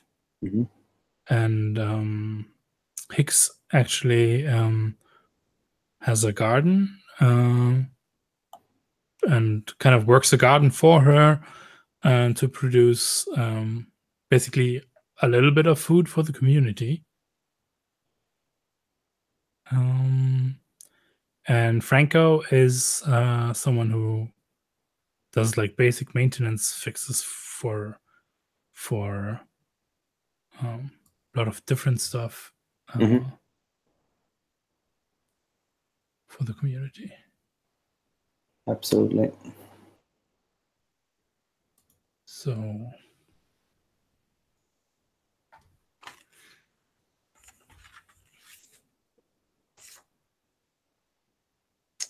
who should I just go from left to right on my screen here? That would be Hicks first. What's your first downtime action? I had a project going, so I'd probably continue that. Yeah, tell us about your project. It was to monitor ID cards in the area to see who's around. You were trying to create a sniffer, like a literal device that can sniff out nanobots, like nanites, I mean, in people to get their identity. Or at least matches. If you have the identity, you can get a match, or you can detect, oh, there is a person in the next room. So I researched the ID cards and then got the equipment, and I just have to put it all together, I think. Yeah, so what do we see you doing? How are you working on that long-term project? Yeah, so I think I'm like taking apart the equipment I got and like trying to reprogram it using the knowledge I got by studying the ID cards, or the cards that we have. Yeah. So when I ask, what do you do? What does this look like? Yes, very much like in other PTA games, PBTA games. Yes, tell me like what are you actually doing, but then also tell me what action rating you're using, because you get to decide, not me. Right.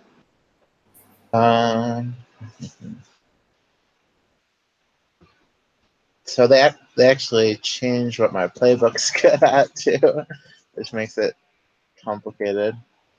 I mean, you it's more still have about the like same talking to action people and ratings, right? stuff. What was that? You still have the same action ratings. I don't know. They changed those between sessions. Or no, you're right. I still have hack. No, they changed it from hack to consort, from sway to finesse. So here, that's fine. You have the ones you have now, and you also have one still to distribute wherever you want, because we did character creation last time on the fly. So if you want to put another point into anything, that would be the point. That's your cybernetics. Oh, right. I can get cybernetics. I forgot about that. Yeah, so I think I'll get cybernetics for hacking this to put it all together. Okay. So maybe like a cybernetic eye or something, right? To get those heads-up displays, like I got from Franco. Yeah, hacking often sounds like, oh yeah, it's a lot of it's a lot more software based, because otherwise you might be using modify. But you can use hacking. That's perfectly fine. So give us that roll.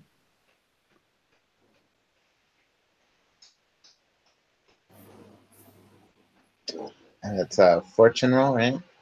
Yep.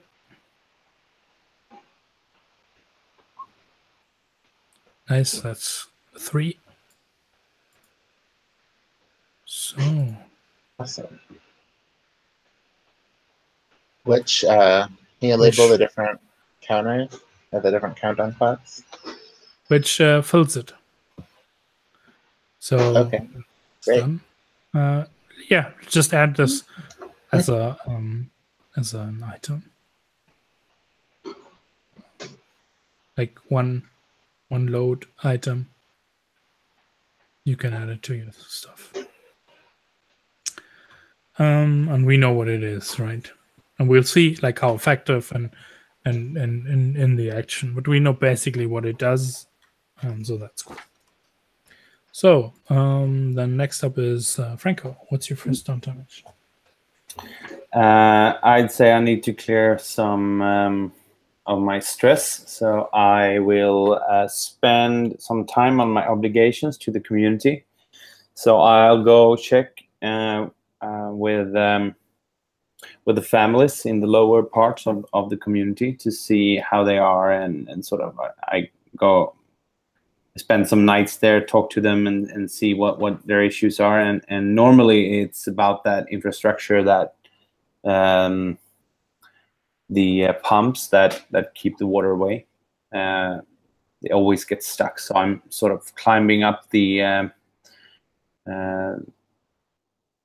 large infrastructure machinery and sort of clean out the cogs and pumps that need to be cleaned from dust and everything, so they're working. So that's what I do on one of my actions. And well, let's do that. So that's yeah. You click the Indulge Vice button underneath your Vice Purveyor to do that. Do I have any bonus die, or just no? Just plain? No. That's only if you get a contact involved. So you clear 4 stress. Oh, that's good. I only have 1 then. Nice. All right. Yeah. Samariel? Awesome. Samariel. Yeah. I'll also clear some stress and indulge my luxury vice of getting rare information and journal stuff from my contact. This is the first time we see this, right? Mm-hmm. So what do you actually do there? How does this work? Yeah, I have this guy. I think he was associated to a faction, but I forgot to write it down. But when I saw at them now, it makes sense. Like it maybe if you didn't write it down, that this is maybe like some guy in like the Red Leaves or something. No, yeah, something like that. The info that I have is Liu. Mm-hmm. A woman called Liu that has you. I think, yeah, that has you work through like data stuff, right? Yeah. Oh yeah. Yeah. Right. Yeah. She. It still makes sense that she was in like some other. All right. Cool. Yeah. She is. Yeah. Sure. It's yeah. Like you see. I think. You meet this Leo woman in like a bar. She's she's a bit like an older like Chinese looking woman. She has like a long like a ponytail and like some like glasses like round, like pretty like small glasses that are, I think that even they're like kind of yellow tinted, and wears like pretty like plain black clothes, but has like a leather jacket. And I think we meet like in a bar. And she's that's usually where we like meet, and she's like a pretty like fun, outgoing kind of woman who likes to buy Samaria drinks, but Samaria usually isn't really up for that stuff. She's like, give me the work, give me the data. Yeah, and she's more like someone like, I mean, I've got your stuff but hey, if you're in the city, you're not every day in the city. Loosen up a bit, have some fun, right? That kind of thing. Yeah, and I think also probably like, I mean, Samaria is probably like a welcome change from like the people she usually associates with. Yeah. And some days Samaria will indulge her, but not this day. Okay. And I think like, yeah, sure, it's not that I don't like being in the city, but it's just there's a lot going on right now. Yeah. have a lot on my plate. Yeah. I promise I'll get you a drink next time I'm in town, but not today. By the way, how old is Samaria, like roughly speaking? She's also like in her late 30s, I think. Okay. I think it's still Lou that she'd be like probably saying something akin to well, you're still young enough, you should make use of that. Don't put everything into work. That's like, listen to an old lady here. But she says it more out of like with like a smile and knowing like, yeah, I don't know, I know I can't change your mind. Yeah, I think like Samaria smiles and says, yeah, and we both know that the brain also deteriorates with age, so I better you get used to it while I can, right? And I think she responds with like a playful being upset at this, right? Being like, "Oh, you listen. There's no reason for you to get fresh with me." I mean, well, we can drink when I get old. Just stay alive and we'll have a grand old time, I'm sure.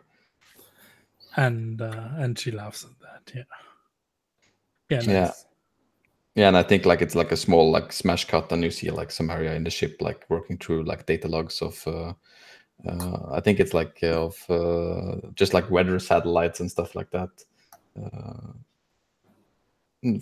from like raw data from weather satellites, something like that. Nice. Yeah, I'll roll.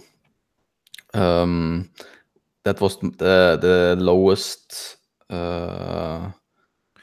Yeah, it's your lowest, or you can use the indulge vice button. That's right underneath. Oh right, there's an indulge vice button, and it picks the right thing for you.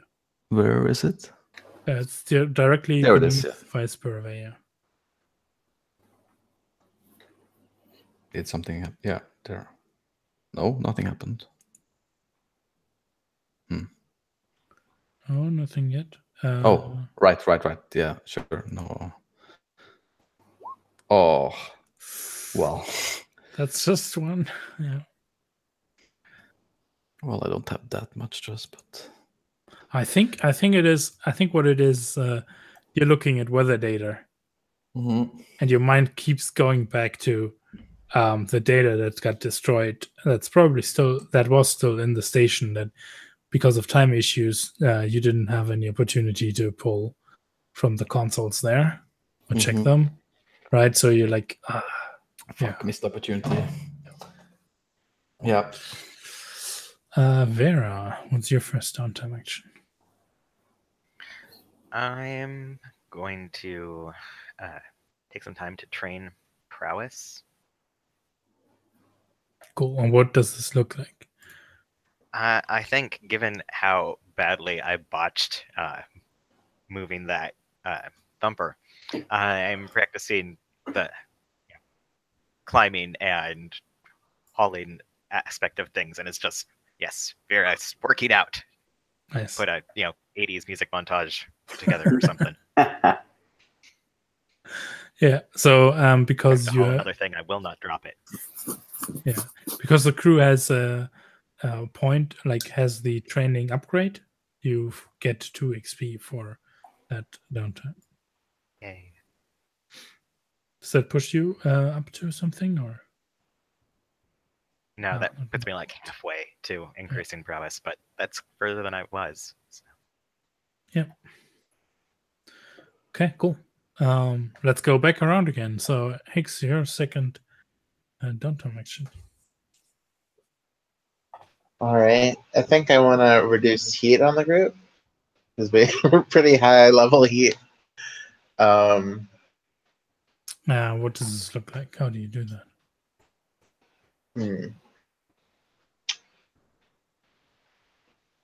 That's a great question. I think it looks like spreading misinformation, right? So because we know what happened. So I think I'll like put out information, maybe like sneak sneak flyers around or something that Can you about maybe? Yeah. what was that? Go ahead. Like about what really happened, like putting us in a more positive light. So, Or do you want to paint a scene? What does this look like? Like what would we see? Like, I'm trying to remember what we got heat TV for, show. right? To figure out how to lower it. I mean, you got heat for you've been seen by the Carrion leaving the vicinity of what they blew up. Before that, you got heat for I don't quite remember last time. Well,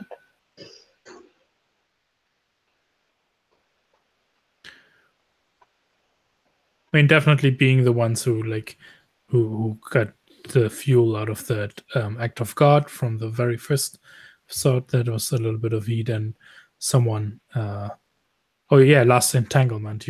I think you willingly just ate the heat, if I remember correctly. Or did you pay them off? I don't quite remember. We paid them off. Oh, okay. So yeah, I think this just looks like making the town less criminal, right? Like we're trying to be better than the other slums around, right? Yeah, you're trying to clean up your aunt's town. Yeah, clean up the city. Well, the Like, we couldn't city. have criminals here. The town. Yeah, the little community you have. Mm-hmm. So like, what do you do actually? What does it look like cleaning up the town? I think hiding the vices and the in the wine bar thing that we established. We already cleaned up the ash, but maybe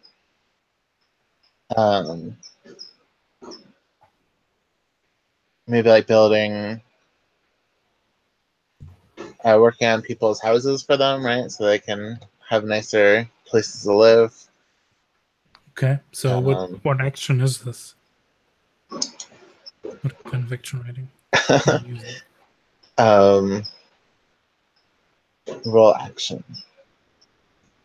What the actions are like trace, steady, that kind of thing? Yep.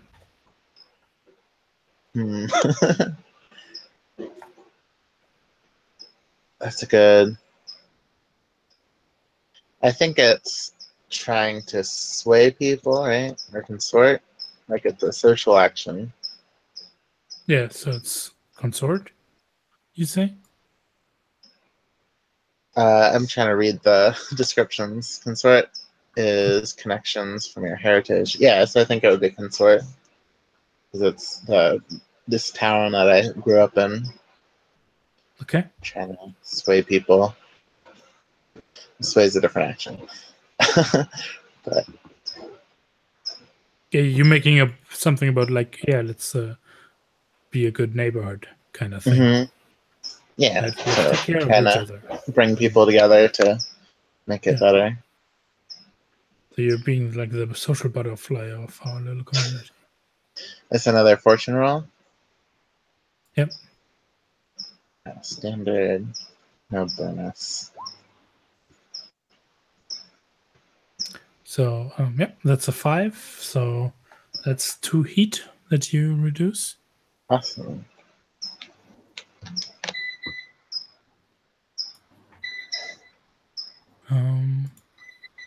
Then Franco, your second downturn action. All right. I'm gonna train as well. I haven't really decided what, but I guess I'm gonna go with. So only in prowess do you get 2 XP for 1. Yeah, I'll do prowess. So while I'm up indulging my vice, sort of letting my sense of obligation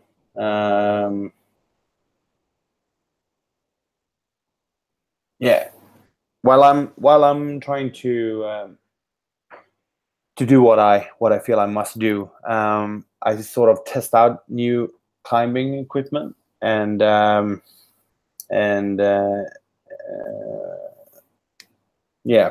new climbing equipment that I got hold of in the community.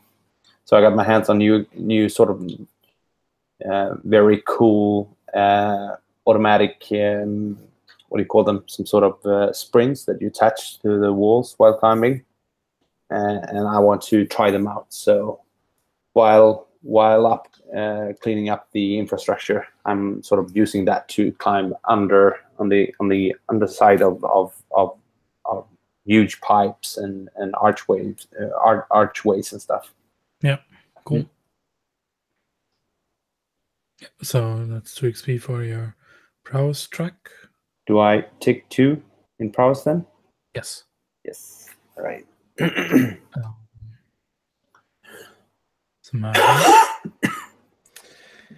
Yeah. I think I'll indulge some more wise. I'm not satisfied with the weather reports.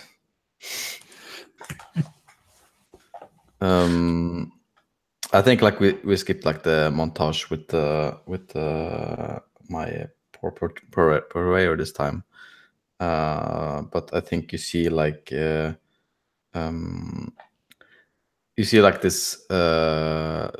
This is still in like the ship with this big screen in front of her, and you see like this journal, pretty much like a journal of climate and climate change and mitigation or something, and you see like this article about how to prevent sinking of how to prevent rise of water to destroy islands in the Pacific. And you hear like sigh and then like going to the next page with like the price estimates of it, and like shaking her head. And then there's like going to the next journal. So I'm gonna have to have a 4 or less. Well, yeah, she's not getting a lot of enjoyment out of this. Wise indulging. Frustrating rolls there, yeah. Vera, your second free downtime action.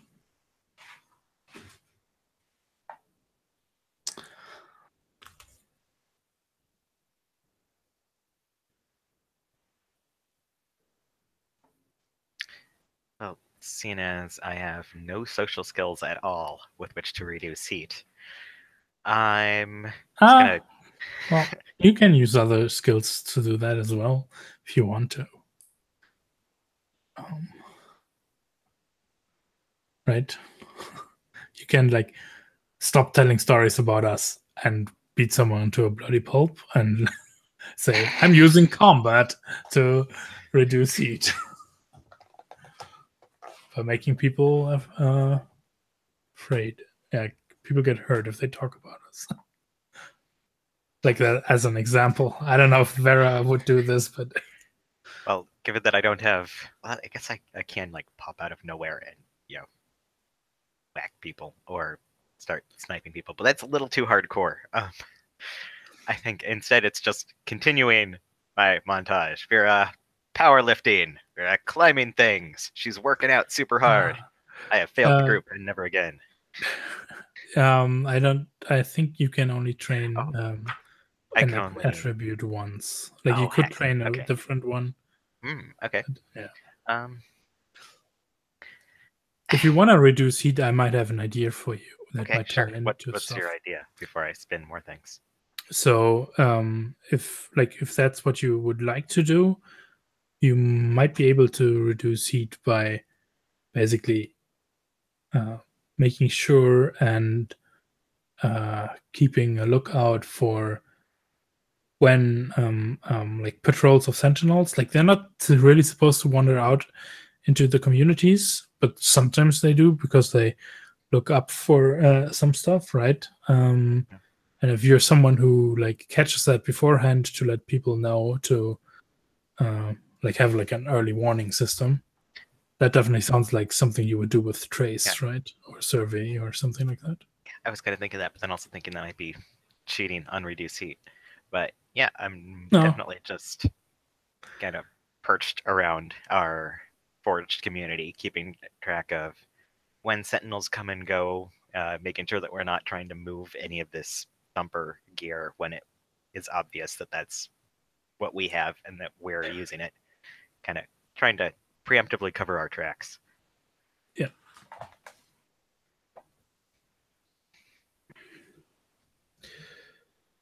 So are you using hunt or survey? I'm using survey, or whatever that's called in Hack the Planet. I think it's survey 2 there, Okay. right? So I just roll that then? Yep. Okay. You can choose fortune as position and stuff. Cool. Ha! 6. Nice. So that's 3. Unless you want to pay, if you pay a jewel, it's 5. Then all heat is gone. Right. Most downtime actions you can push up with, like putting in some capital to the next level. I'll just go for 3. I don't have so many jewels. I'm gonna throw them at stuff right now. Okay. Cool. And I think, yeah, this is perfect. I think you actually see that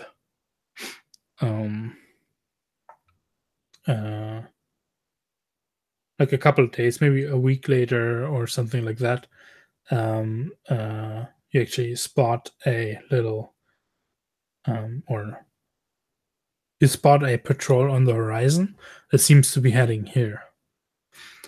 And you, what does this look like? Like, how would you actually notify the community that they're coming? So like people can like, yeah, like let's tuck the weed away, that kind of thing, right? Well, I think first thing is that from whatever kind of eerie Vera has set up, just uses the communicator to notify probably Franco, because he's always in the middle of something in the community, or the rest of the team. I'm not sure how widespread these communicators are, that we have sentinels incoming, and then just make my way back to the airship and start making it look very normal and hiding anything we might have sitting out, because I don't know what other people are up to in their downtime, given that I'm just watching. It's also about warning the entire community, though, right? Yeah. I'm assuming that by notifying like people who are more entrenched in the community, they can disseminate it like phone tree style. Yeah. I will also let people know, but I don't think I have quite so many contacts in this spot as the others do. So I think this relates mostly to Franco and Hicks, right? You're very tight with the community here. Mm-hmm. So what do you do when you actually get this information? If I have any connections here that sort of knows about our business, I don't know. Do you? Yeah, maybe someone, someone, yeah. But I mean, we don't go and flash, our true reasons for doing whatever we do. The fewer that knows about our business, the better, I think. So, but I probably think, and correct me if I'm wrong, because it's very much up to you as players. Mm-hmm. But I think most of the community thinks of you as scavengers or something like that. Yeah, probably. Vera's totally a scavenger, so Mhm. that works. But yeah, Yeah. I'm trying to keep it lower key than just having my drone start flashing, air raid sirens or something. True. I was more thinking like our beeps with the Carrions, or like if we have any sort of ongoing. What I'm more looking Bigger for conflict, here is what happens in the community once you get this message from Vera. We've got Sentinel patrols incoming. Like, what do we see in the community? Okay. So Franco is like grabbing his stuff quickly, like throwing away a few words to people around him. If he stands haggling with goods, or like doing some passing on some messages for friends or whatever, like he just like a few quick signs and then takes his cloak and he's on his way, like leaps over a few cargo. And other members of the community know those signs, and that's how they get passed along. Yeah. How do you? Maybe you didn't have your communicator on you, and you like I don't know. Maybe you're working in the garden, or you're fixing up and making sure stuff is looking nicer than it is, or less conspicuous than what it's about takes. How do you get the signal that is a pre-devised signal of, oh yeah, well, we've got some Sentinel patrols incoming? I have a communicator, right? Because I'm on that team. No, not right now, right? You're Okay. at work. You don't carry it. That's why, like, I want to see how that sign language that you've created in the community reaches you and tells you what's going on. All right. Well, I have volunteers at the garden, so I could hear from them, or just when I'm Well, tell me. You can work. make this up. Like, it's up to you. I think I'm like taking a lunch break, and then like I go to the lunch spot, and everybody's talking about it, right? Like it's already spread the word. And what is your idea then? Are you like, do you want to?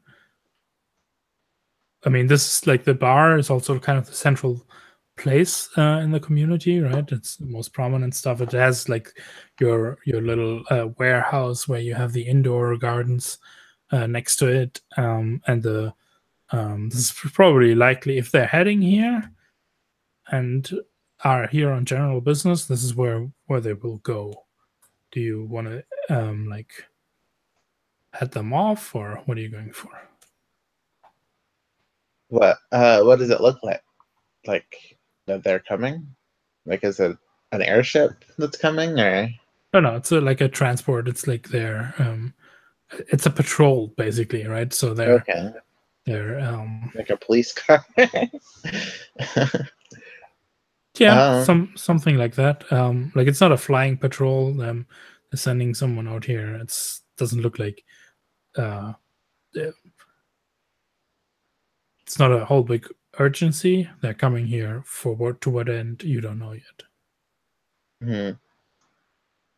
Would you be someone who would try to pass them off because then you stay in control of the situation, or would you try to basically get away and fuck off? Yeah, I think I'll get in front of it. Like, what are they doing coming over here? Yeah, so I think when we see you as like there's still the dust of the ash everywhere, right? As their car that's like way too flashily built, makes way too much light. Pulls up, and they've got it on. Like they don't have a siren on, but they've got the lights on to basically communicate way ahead. Yeah, no, you got to pay attention to us. That kind of attitude, right? And you see two Sentinel officers get out of the car, and as you're coming out of the bar there, and of course these are like the car doors are ones like that swing up. because that's just the way it needs to be. But it's actually a vehicle for rough terrain. And I think it's actually it's on tracks, right? And it's a man and a woman, and the man approaches you, and he's got like a cybernetic eye. That's definitely giving him some kind of readout of what you don't know, right? But you see it in his pupils that there's something flickering. I have one of those too, but I guess it's not showing anything at the moment.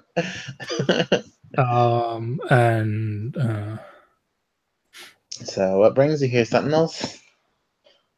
All right. Well, we've got a few questions to ask, and he looks you up and down, and then looks over, and the woman is like, "Well, I guess it's our lucky day. This seems to be the one we came for." Does anyone else join the scene? Yeah, like what you look behind you. People are like, "Oh well, it can't be me," and they're like kind of like centering you, and you're fine to catch this as well, Franco, right? Because you've been keeping an eye out, and if you want to basically bear witness to this, Vera, you can be as well, overlooking from somewhere onto the basically what's the town square, right? Vera's perched somewhere watching through a scope. Yeah, I'm imagining like a old western, but like cybernetics and stuff. Yeah. Well,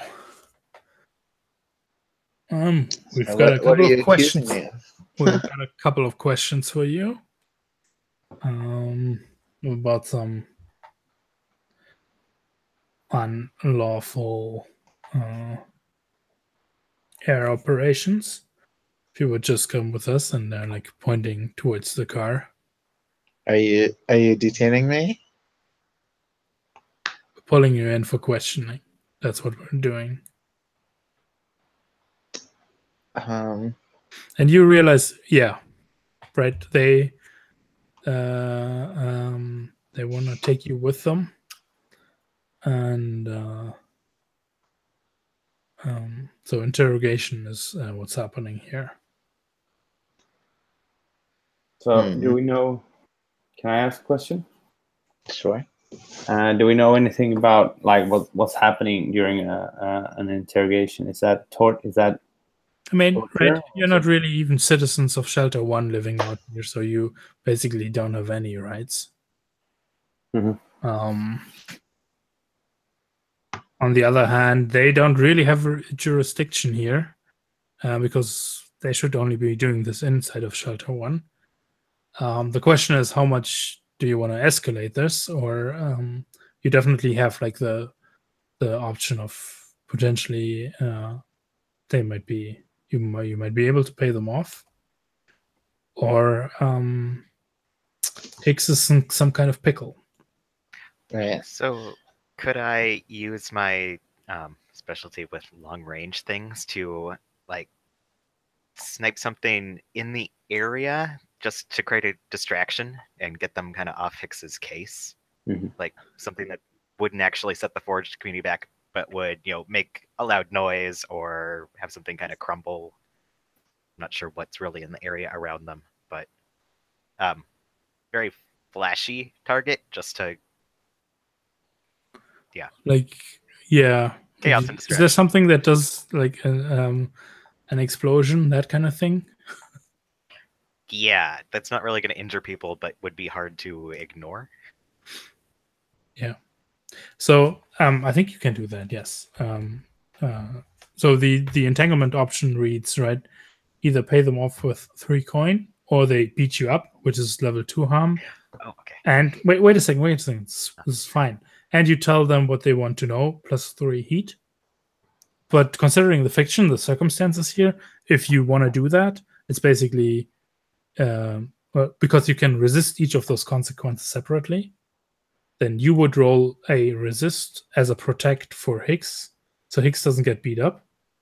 But you as a group will still take 3 heat unless you want to do something else to resist that too.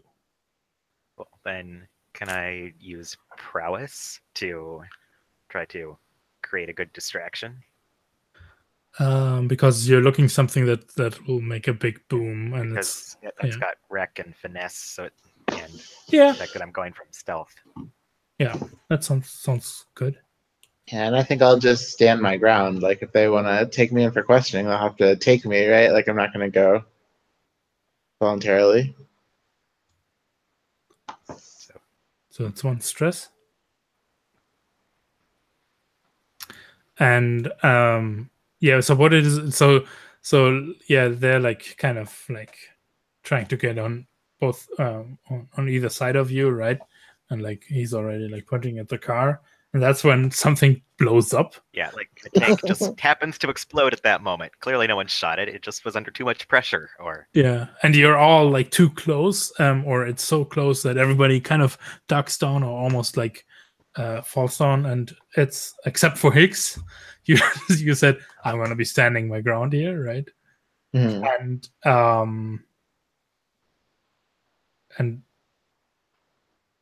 yeah, after that big boom, there's like just quiet, and the 2 officers just look at each other and are like, and then look at you, and the White Birth, everybody's giving the scene now, and they're like,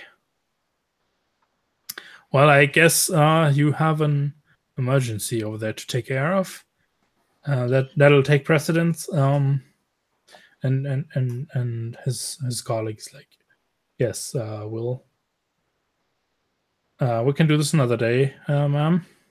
And they like kind of pull back towards the car. So you will get the 3 heat. Okay, but no harm or money.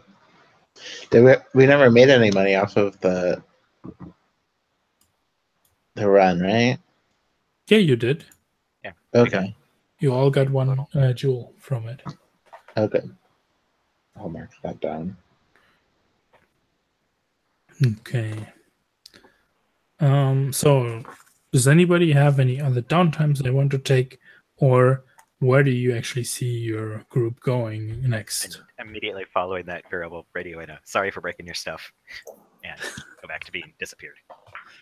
Yeah. Maybe I have a question here. Like, like during downtime actions, we see you all like doing your own stuff, right? And during scores, we see you operating together. When during leisure time do you actually meet up? Because you all have quarters in the ship. That's actually where you live, eat, and sleep, I assume. So what's like the commune time of this group like? Do we have like family dinner or something? Yeah, that's what I was imagining. I like that. That's cool. A fresh Like on Firefly or something. I think I'd be the cook, right? Because I'm making all this food. I was like, oh, we have fresh tomatoes today. Can make some tomato sauce for y'all. The fresh tomatoes.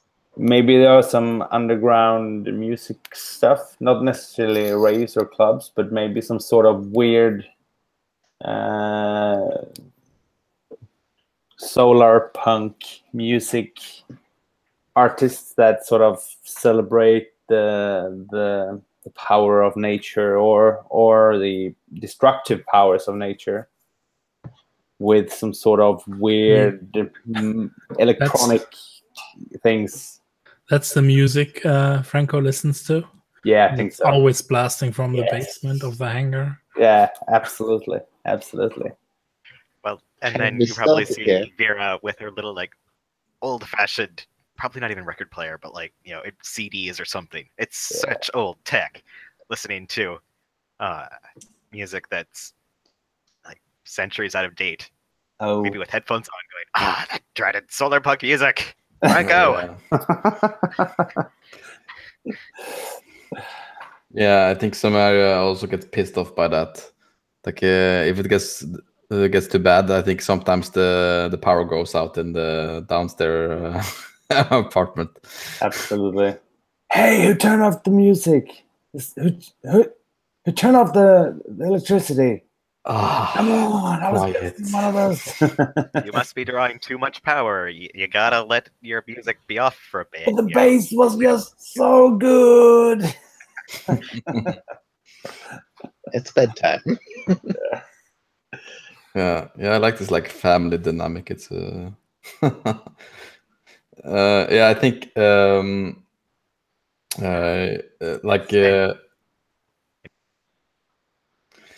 I think like Samara's like a contribution to the like commune is like there's always like every day like a new like the story on the screens, like a small story about something like a quirky like fact thing. Like, did you know that something, and it's always like a new one there. I think like today's one is I think today's one is like, did you know that in spite of almost all climate refugees in the beginning getting rejected, in Fiji they accept a lot of the Pacific refugees of no other reason than good spirits and so it's like there's always like these hopeful facts about something, because everything like, and also like in general Samaria is a pretty grim like looking at these kind of things, but there's always like something like that every day. Nice. I feel like Vera is usually kind of either out scouting the city for whatever it is that she does all day when she's up perched places, or going through her piles of weird old junk. And you tend to see her not so much because she shows up, but because like her drone will float in and kind of radio it's Vera voice saying like, turn down your music, Franco, that stuff is terrible, or so when is dinner? I'm very busy with that kind of stuff. And just drone flights it and beep boop, recorded Vera message, and then flies away again. Nice. So do you actually talk about like your future ambitions? Or what's like the right now after everybody has some time to have let things settle in, sink in? What do you think the last mission told you, or in terms of between the characters, what do you want to do with that information? Is that something you want to push? Is that something that gets discussed, or is someone already like keeping an ear out for like some other kind of opportunity? And what kind of opportunity then? And do you do that like openly and like keeping the others in the loop? I'm getting stuck on the Carrion slide. I'd really like to sort of see that plot line evolve or devolve, maybe.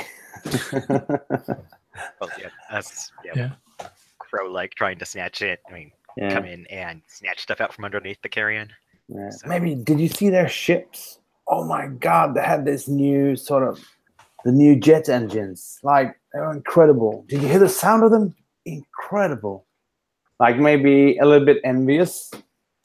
I think Franco saw some stuff there he liked, like coming from the outside community, always lived in poverty. Maybe that is something that drives at least his ambition to not only fix the life for everyone out there, but also get a better life for himself and his friends.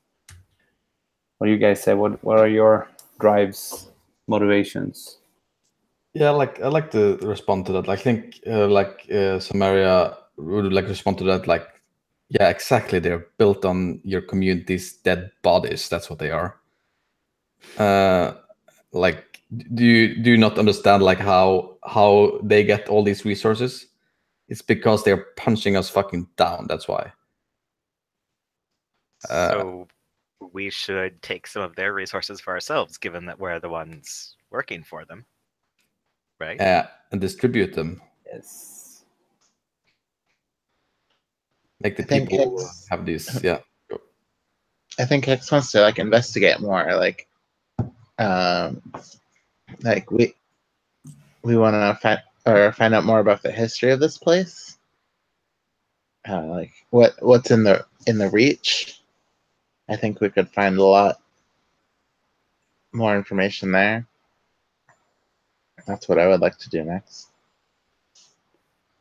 About information about what? This old settlement thing, or the old weather station, right? Like what it was doing, like why it was shut down, all that. Have you been trying to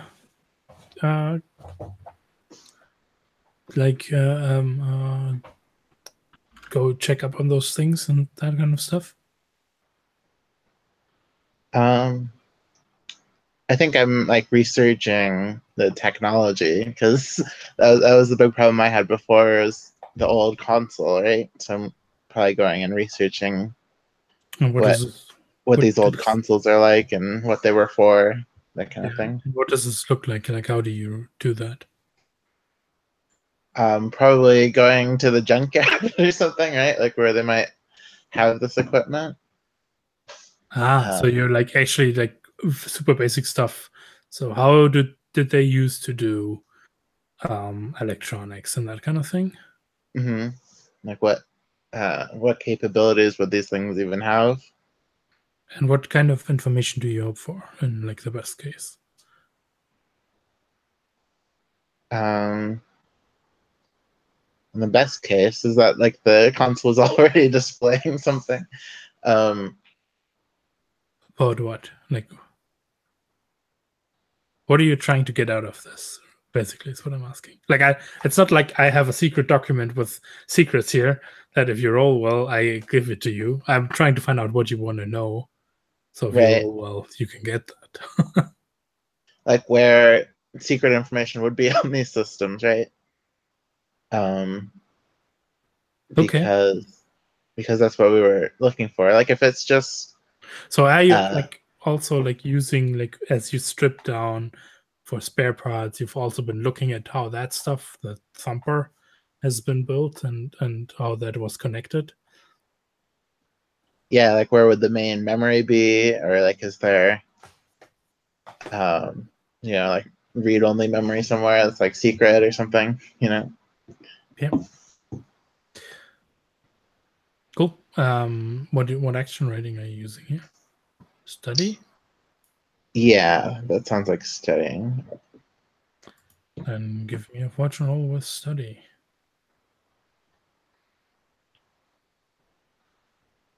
Are you like cooperating, or like are you doing this together with someone in your group, or is this just yourself? I can help. I can join. Yeah, I think I forget everyone's name. Franco could help find things in the community, right? Like get these old equipment. Absolutely. So are you willing to spend stress for that? Absolutely. Yeah. So that would be one bonus die. Is it? It's an assist, yeah? Do I roll as well? No. It depends. No. I just passively assist. But I do extend myself to help up. Yeah, I think you just like give me information, like this is where I saw things. I go talk to. Well, let's resolve this roll first. Could I use Florencia too? And she's like the head of the community. Seems like if you want to push that stuff more, sure. All right. what like how? Just She has lots of information because she's in that bar area, right? If anybody brought things into the community, she would know. Okay, so what do you tell her that you're looking for? Just old equipment from the Reach. Well, that's like super general, right? From a specific area of the Reach? I don't know what the area is. Sorry. Maybe like the Arctic then? Or the glaciers? Yeah.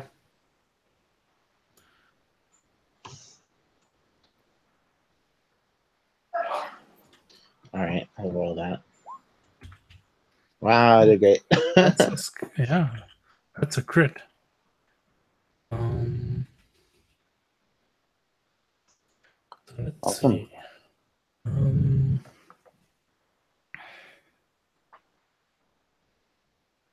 Okay, I think one of the first things is what you discover about the as you're still assembling because you want to sell off the individual parts of the thumper is the way it's been set up.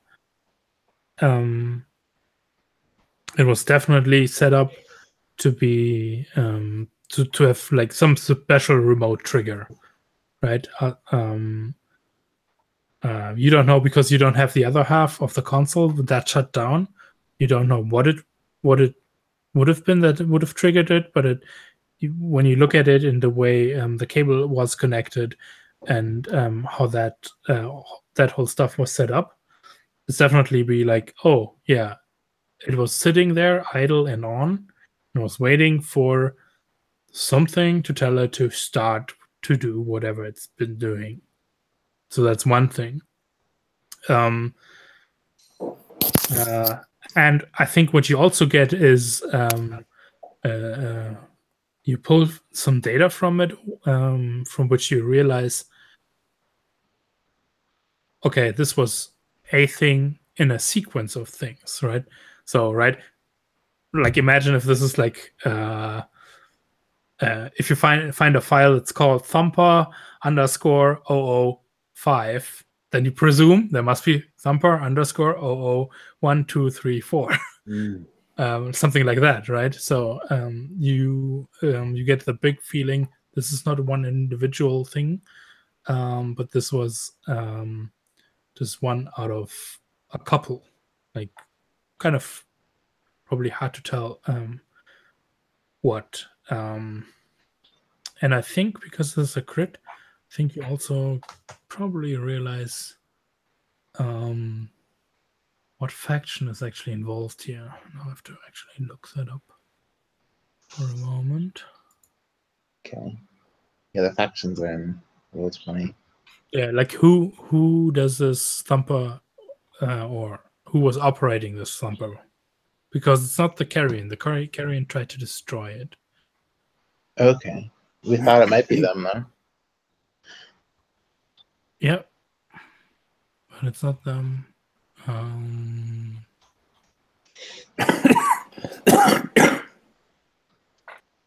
Sorry. Oh yeah, right. You also have the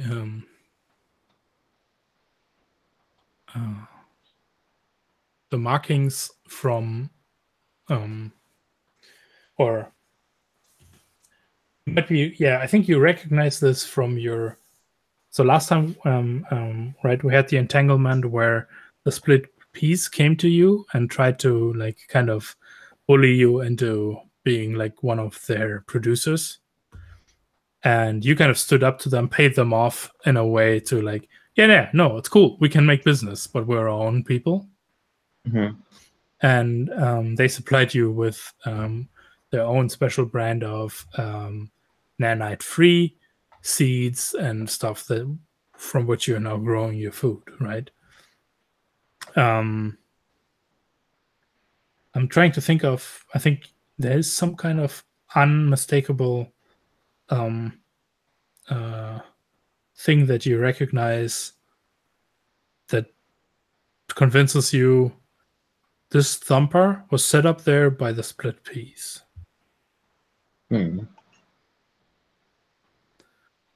Just thinking what it might be.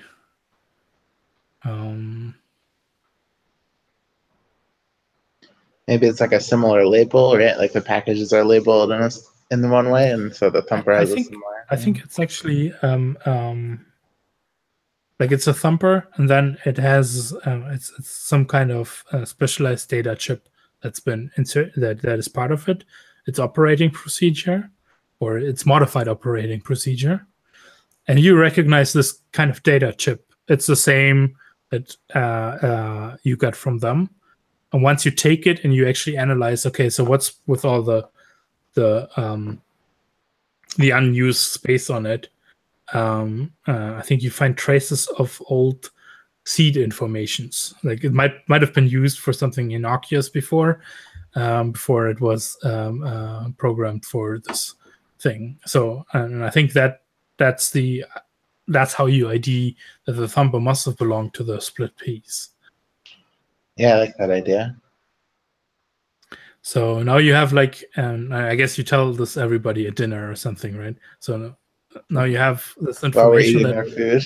Yeah, they were like the thumper was operated or put there by the split piece. It's supposedly not the question is if it's the only thumper or if it's one thing that belongs to some kind of operational chain. And the Carrion went to fuck that whole thing up for them for whatever reason. Yeah, I wonder if we can use this to make them even closer allies, right? Like we have a common enemy together. Because we don't want. What I don't want to happen is to use it as blackmail, then we get the split peas against us also, right?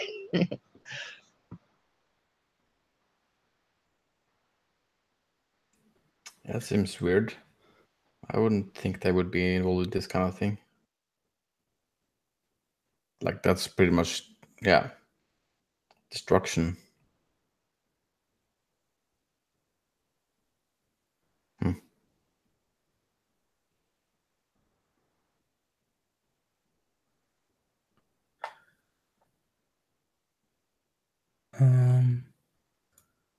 Did we ever?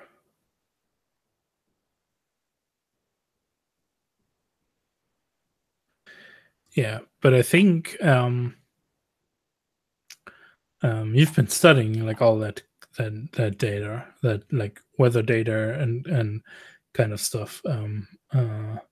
So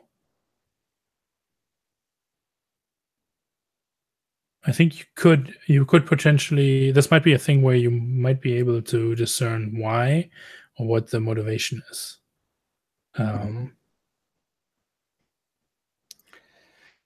Yeah, I mean, if they remove the glacier, there could be fertile land under there. I mean, it's probably like one of the few unspoiled places on Earth. But still, it's going a bit far. But I don't know. They seem a little bit extreme, maybe. What do you guys think?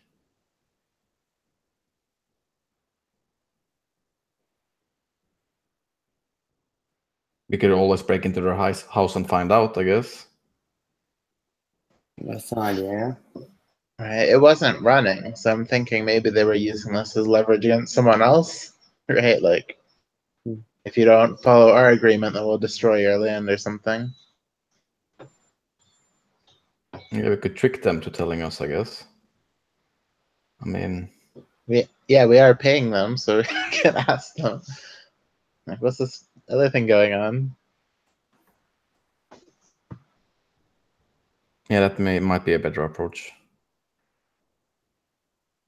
So like basically confronting them and then. Yeah, I'm angling for like maybe like a social heist or something like that. Yeah, cool.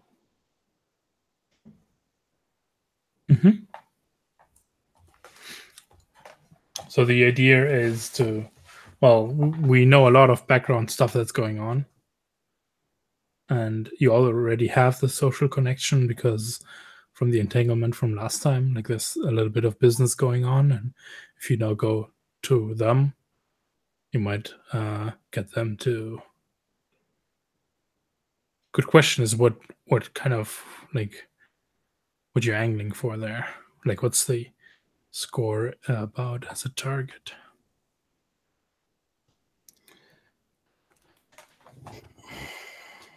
Yeah.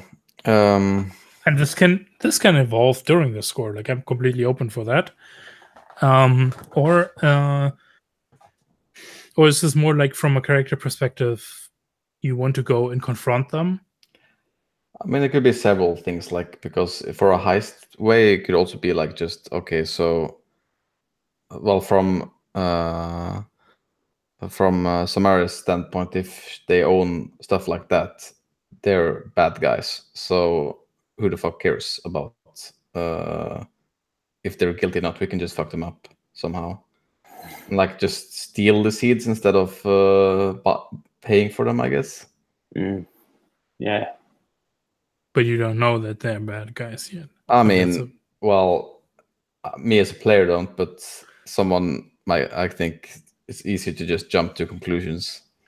Samaria doesn't need evidence. They're No. bad guys. Well, they have a loaded gun and they're nitro, of course. There's no other reason to have that than to shoot people, right? Yep. I have guns, but I'm a good guy because I said so. Yeah, such is the logic. Yeah.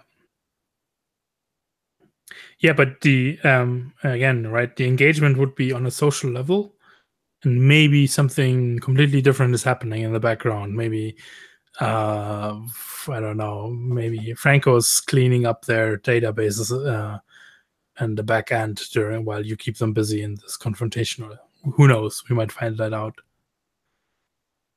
But I like that. Does it make sense for everyone to go that route? Yeah, sure. Yeah, then so social score it is. Is this operation particularly bold or daring? So you get one die off the bat. Is this operation particularly bold or daring? I mean, the idea of we need to talk and going to them, like to their place, right, to their HQ, and then saying, so we know you keep weapons of mass earth destruction, right? It's kind of bold and daring, I would say. So that's 2 dice. Doesn't sound overly complex at this point. You can make it more complicated later on with the flashbacks. Does the plan's detail expose a vulnerability of the target or hit them where they're weakest? I mean, I don't think they. I don't think they. So they don't expect you to, when you come up, to confront them with something like this. I think this is completely out of the blue for them, and they don't even have an idea that you know all this background information. So I think that's so that makes it 3 dice. Can any of your contacts or friends provide aid or insight for this operation? I don't know. I don't think you have any friends or contacts there, do you? Oh, well, I do have a gardener friend. Oh. So possibly. Oh, as a friend or as a neutral contact? Oh, well, it's a friend if it's a neutral contract. It's just not my best buddy lover friend. It's Hui, a gardener. I mean, okay. Do you want to angle this person for something? Yeah, I mean, a gardener must know the seed people, right? Maybe they are working for them in some capacity. Yeah, they could just be part of them.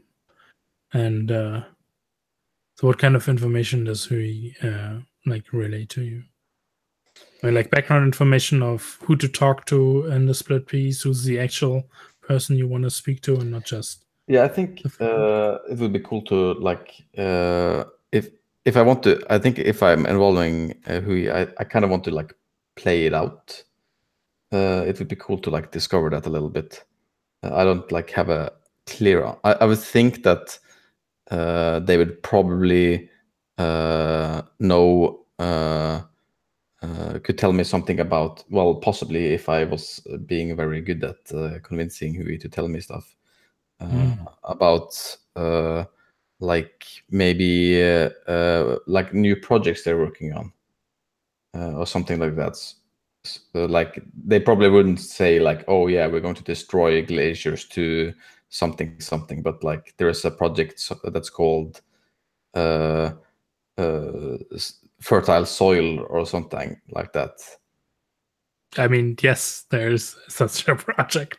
That's the exact name of it. Yeah, and like connect the dots a little bit.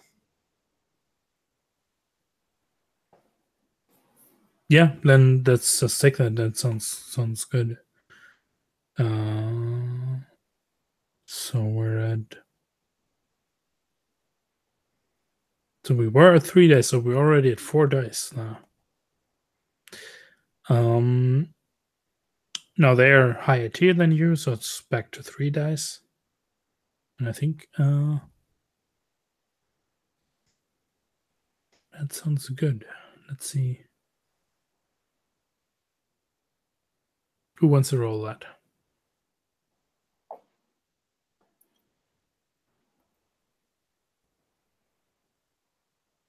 Someone else can roll. I rolled several.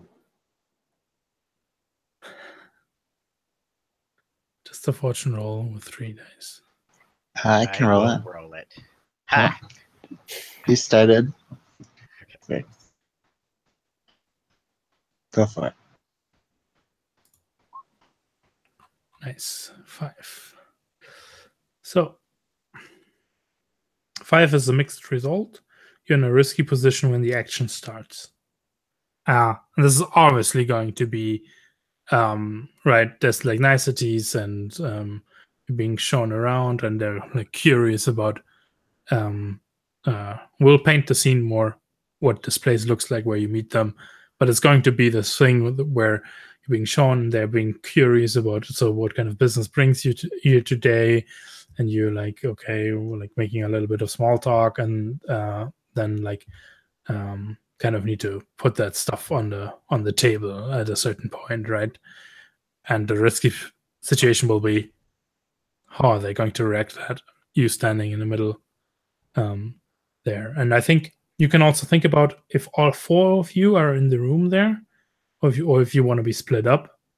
Maybe that you can think a little bit about that until next time. How you want to go approach this and what your maybe secret goals are there, and we'll see how that develops. And yeah, and feel free to do crazy stuff with flashbacks next time, because you can like change the entire direction of vector of where the score is going with a flashback there. Yeah, let's do XP then. Let's start from right to left, so that would be Vera first. So I didn't roll any desperate actions. And I think I addressed at least one challenge with tracking. Yeah, tracking or perseverance. So, and this is just addressing. It doesn't mean you have had to succeed at it, and can often just be fictionally, if like. Which ones are you thinking of? Like one, I'm thinking of is definitely the one where you helped out Hicks with the resist roll with blowing something up. I was thinking of keeping tabs on the Sentinel's whereabouts, so I will give myself 2 then, because that's 2 different things. Yep. Also, you shot that thing in the hallway. So yeah, we've got more than enough to cover 2 XP there.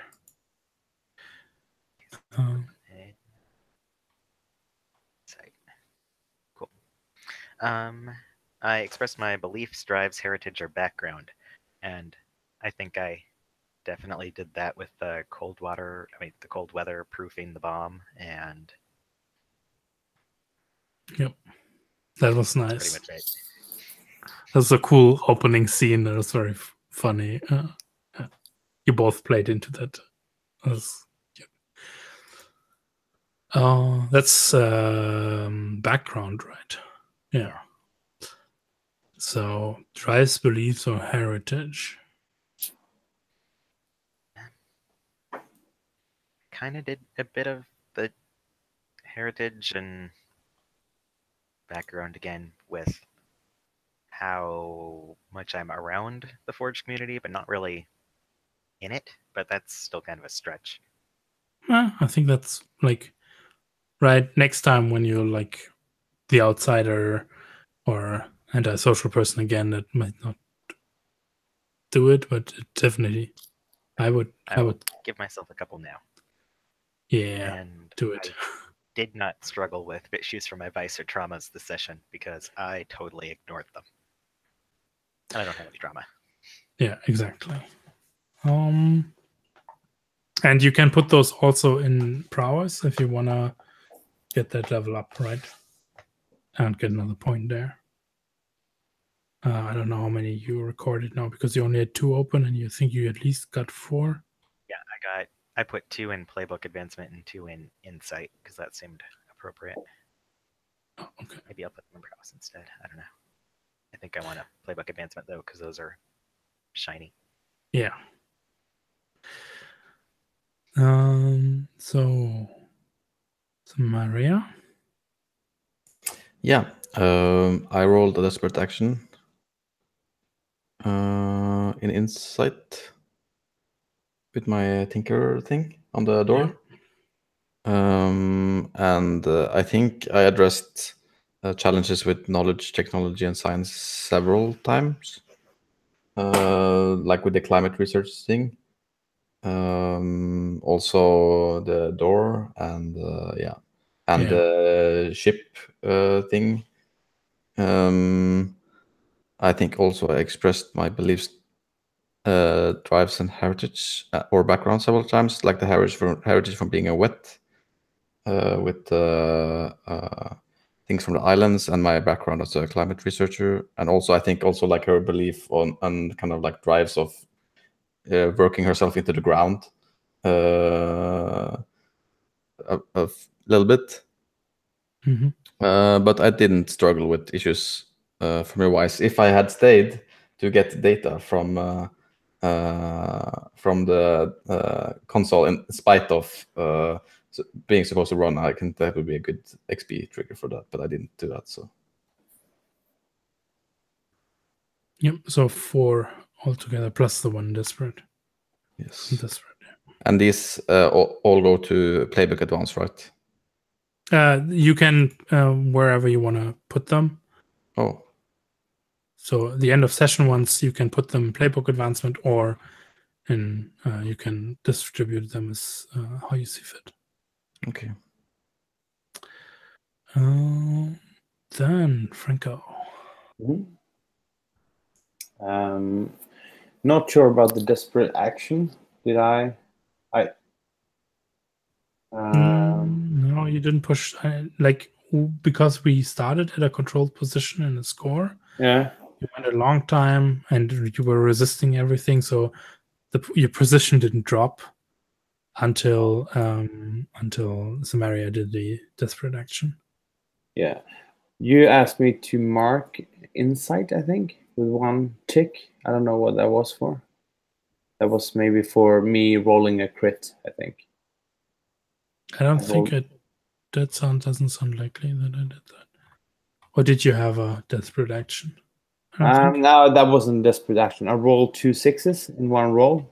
They gave me. That was you remove a stress for that, not. Okay. Oh yeah.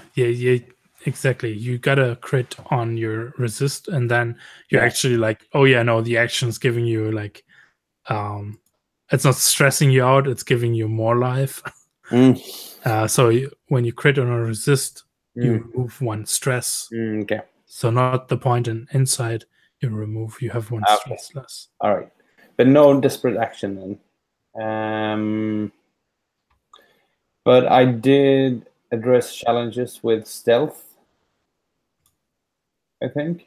Yeah, and evasion. Like you pulling back from right? the turret definitely was evasion, right?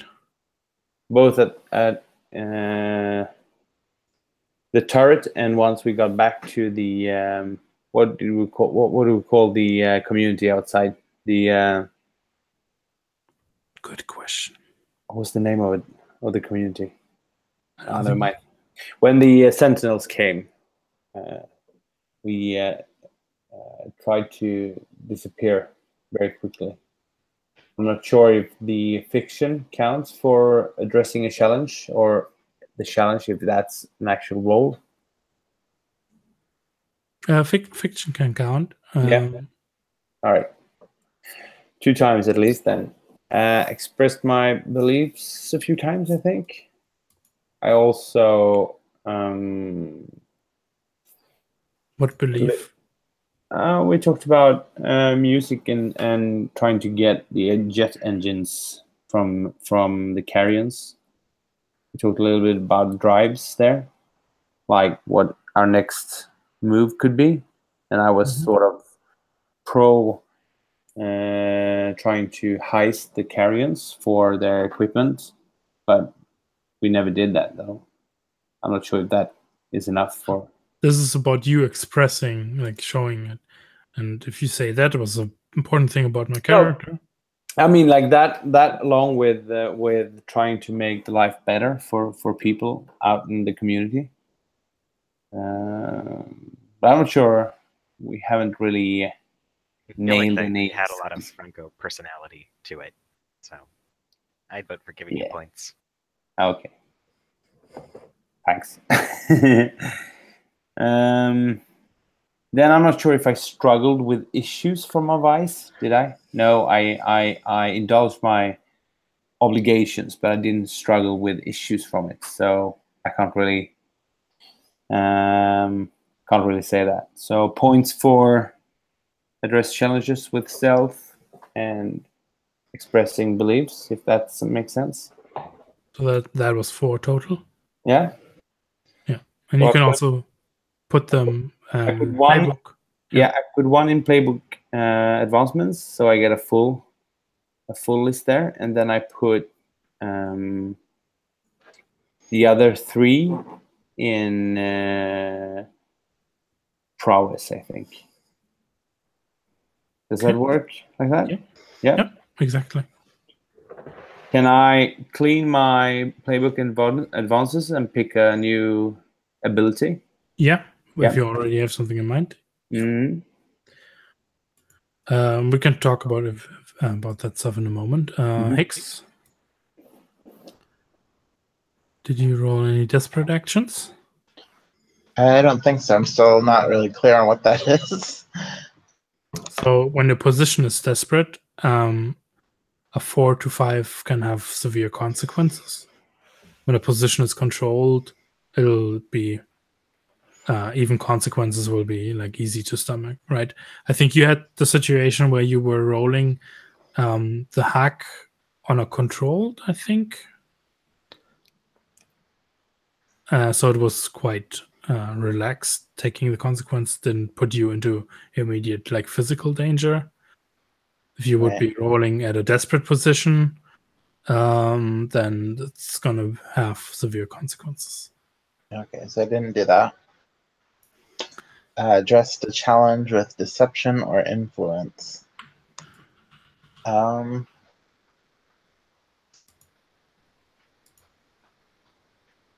I feel like I tried to do that with the people who came to the town, right? Like, I was trying to stand up for the town.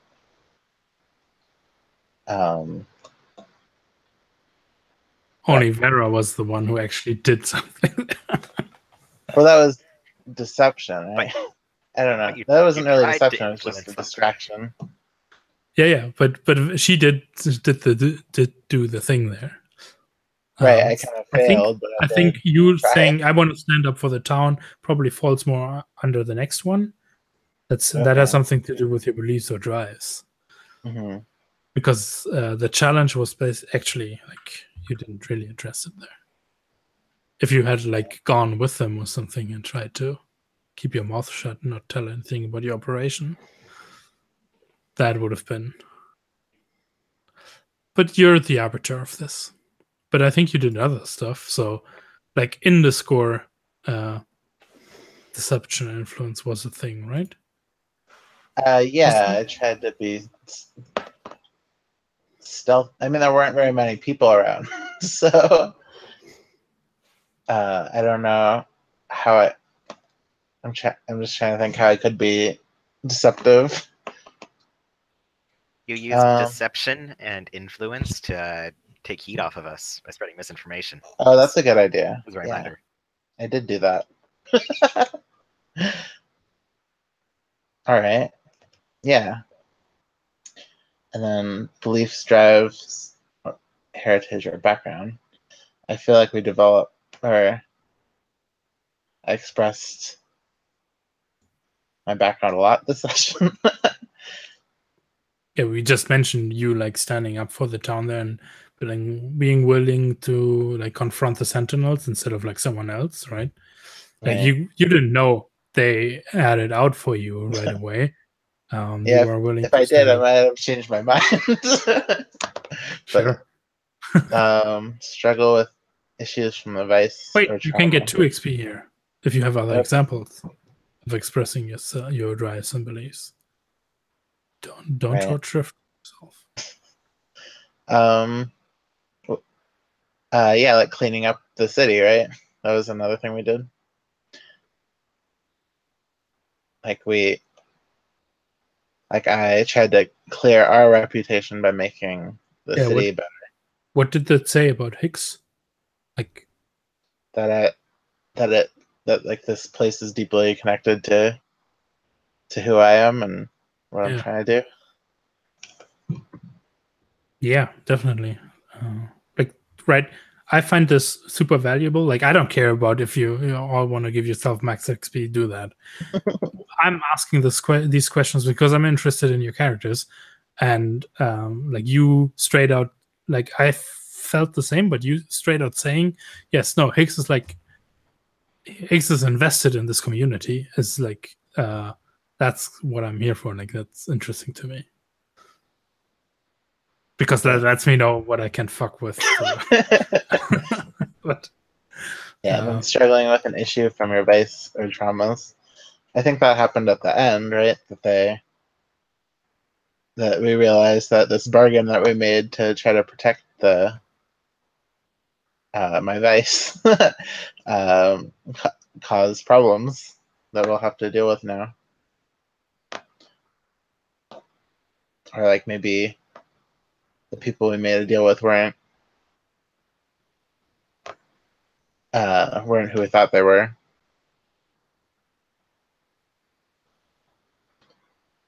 Maybe I'll save that for next session.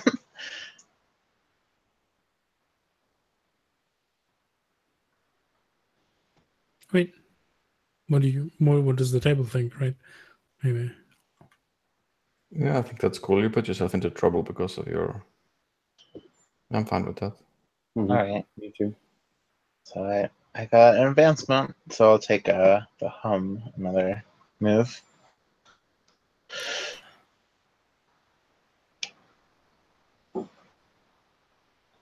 Nice. That's cute. Cool. Yeah, then let's do crew.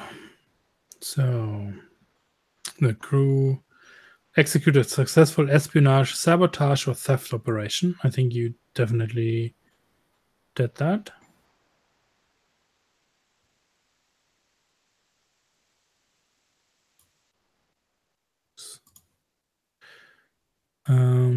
Once, right? Or do you take more for this?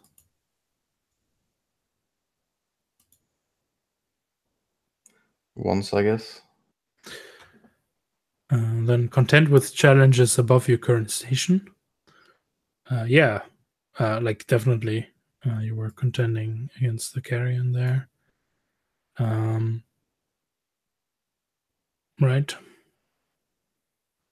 And we did do the engagement roll against the split piece, so arguably too. And it wasn't really an engagement, but we did stand up to the Sentinels. Which maybe sort of counts. Yeah, I'd rather take the second one for that one. I think that's. I mean, we did. Like, even though if it wasn't like a heist, that is not. There could have been consequences. Bolster your crew's reputation or develop a new one. So, crew's reputation is ambitious. How about daring? Were you that daring? I mean, like we were on the ground before bombing run. Quite daring to me. If we were interested in twisting, it is like, this is not about an attribute that the crew has. It's about their reputation that you have. Yeah.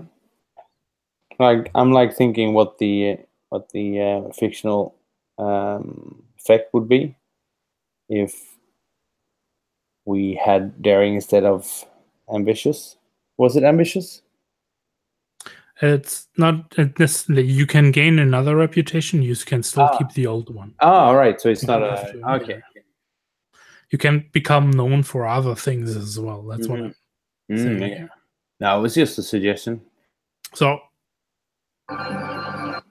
my feeling is ambitious. Probably not this time, because you didn't go for, well, we can sell to the highest bidder.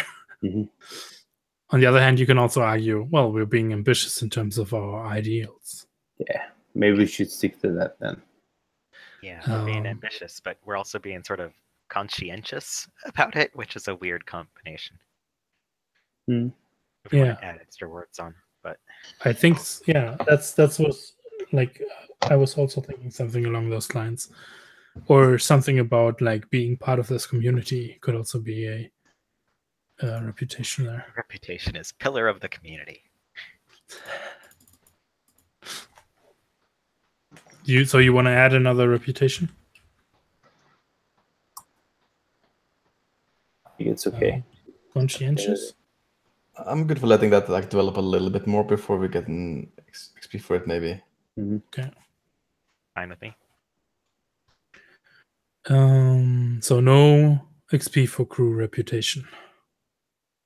Then express the gold stripes, inner conflict, or essential nature of the crew. That happened a lot, right? Yeah, I think so too. You want to name an example, anyone? Well, we talked about the crew's home life on their ship, which we haven't done before. That's the essential nature. Yep. Yeah, we didn't sell it to the highest bidder. I think that speaks a little to that as well. Yeah. Cool. By the way, did we miss taking an advancement for you? Because we leveled up the crew last time, but I don't think you actually took an advancement. Or did you? Maybe we were just talking about it, yeah. No, there's no advancement there. Oh yeah, we never settled on one. Is the one you want to take or know about? What are the options for advancements? Are these like abilities or? So you can take a special ability, even one from another kind of crew sheet if you want. Or you can take 2 crew upgrades that are on the lower side, right? So if you want to give the Metroid an additional armor, then we would take the second airship thingy there. If you want another airship, then we take the one below that. If you want to have like quality documents or tools for certain things. I'd like to give Born to Steal a shout out for a possibility. Yeah. It's a really good one. Yeah. Free attributes. That's the one I recommended last time as well, I think, where I said like it's very good to get one of those action ratings early on because it makes you better on the whole. That sounds good to me. Okay. So you all get to add either 1 to sneak, finesse, or modify. And sneak is ghost, and ghost is prowl. So it's ghost, finesse, or prowl. It's ghost, finesse, or modify. Oh. And modify is tinker. So prowl, finesse, or tinker on the sheets we have here, because Yes. everything has so many names. Yep, that's what you get for playing an unfinished game. Yeah. Do we get that on top of our own advancements? Yes, you just get that another action rating. Okay, so that was, take it again. Ghost. Prowl. Okay, yeah. Or prowl on the sheet, finesse, or tinker.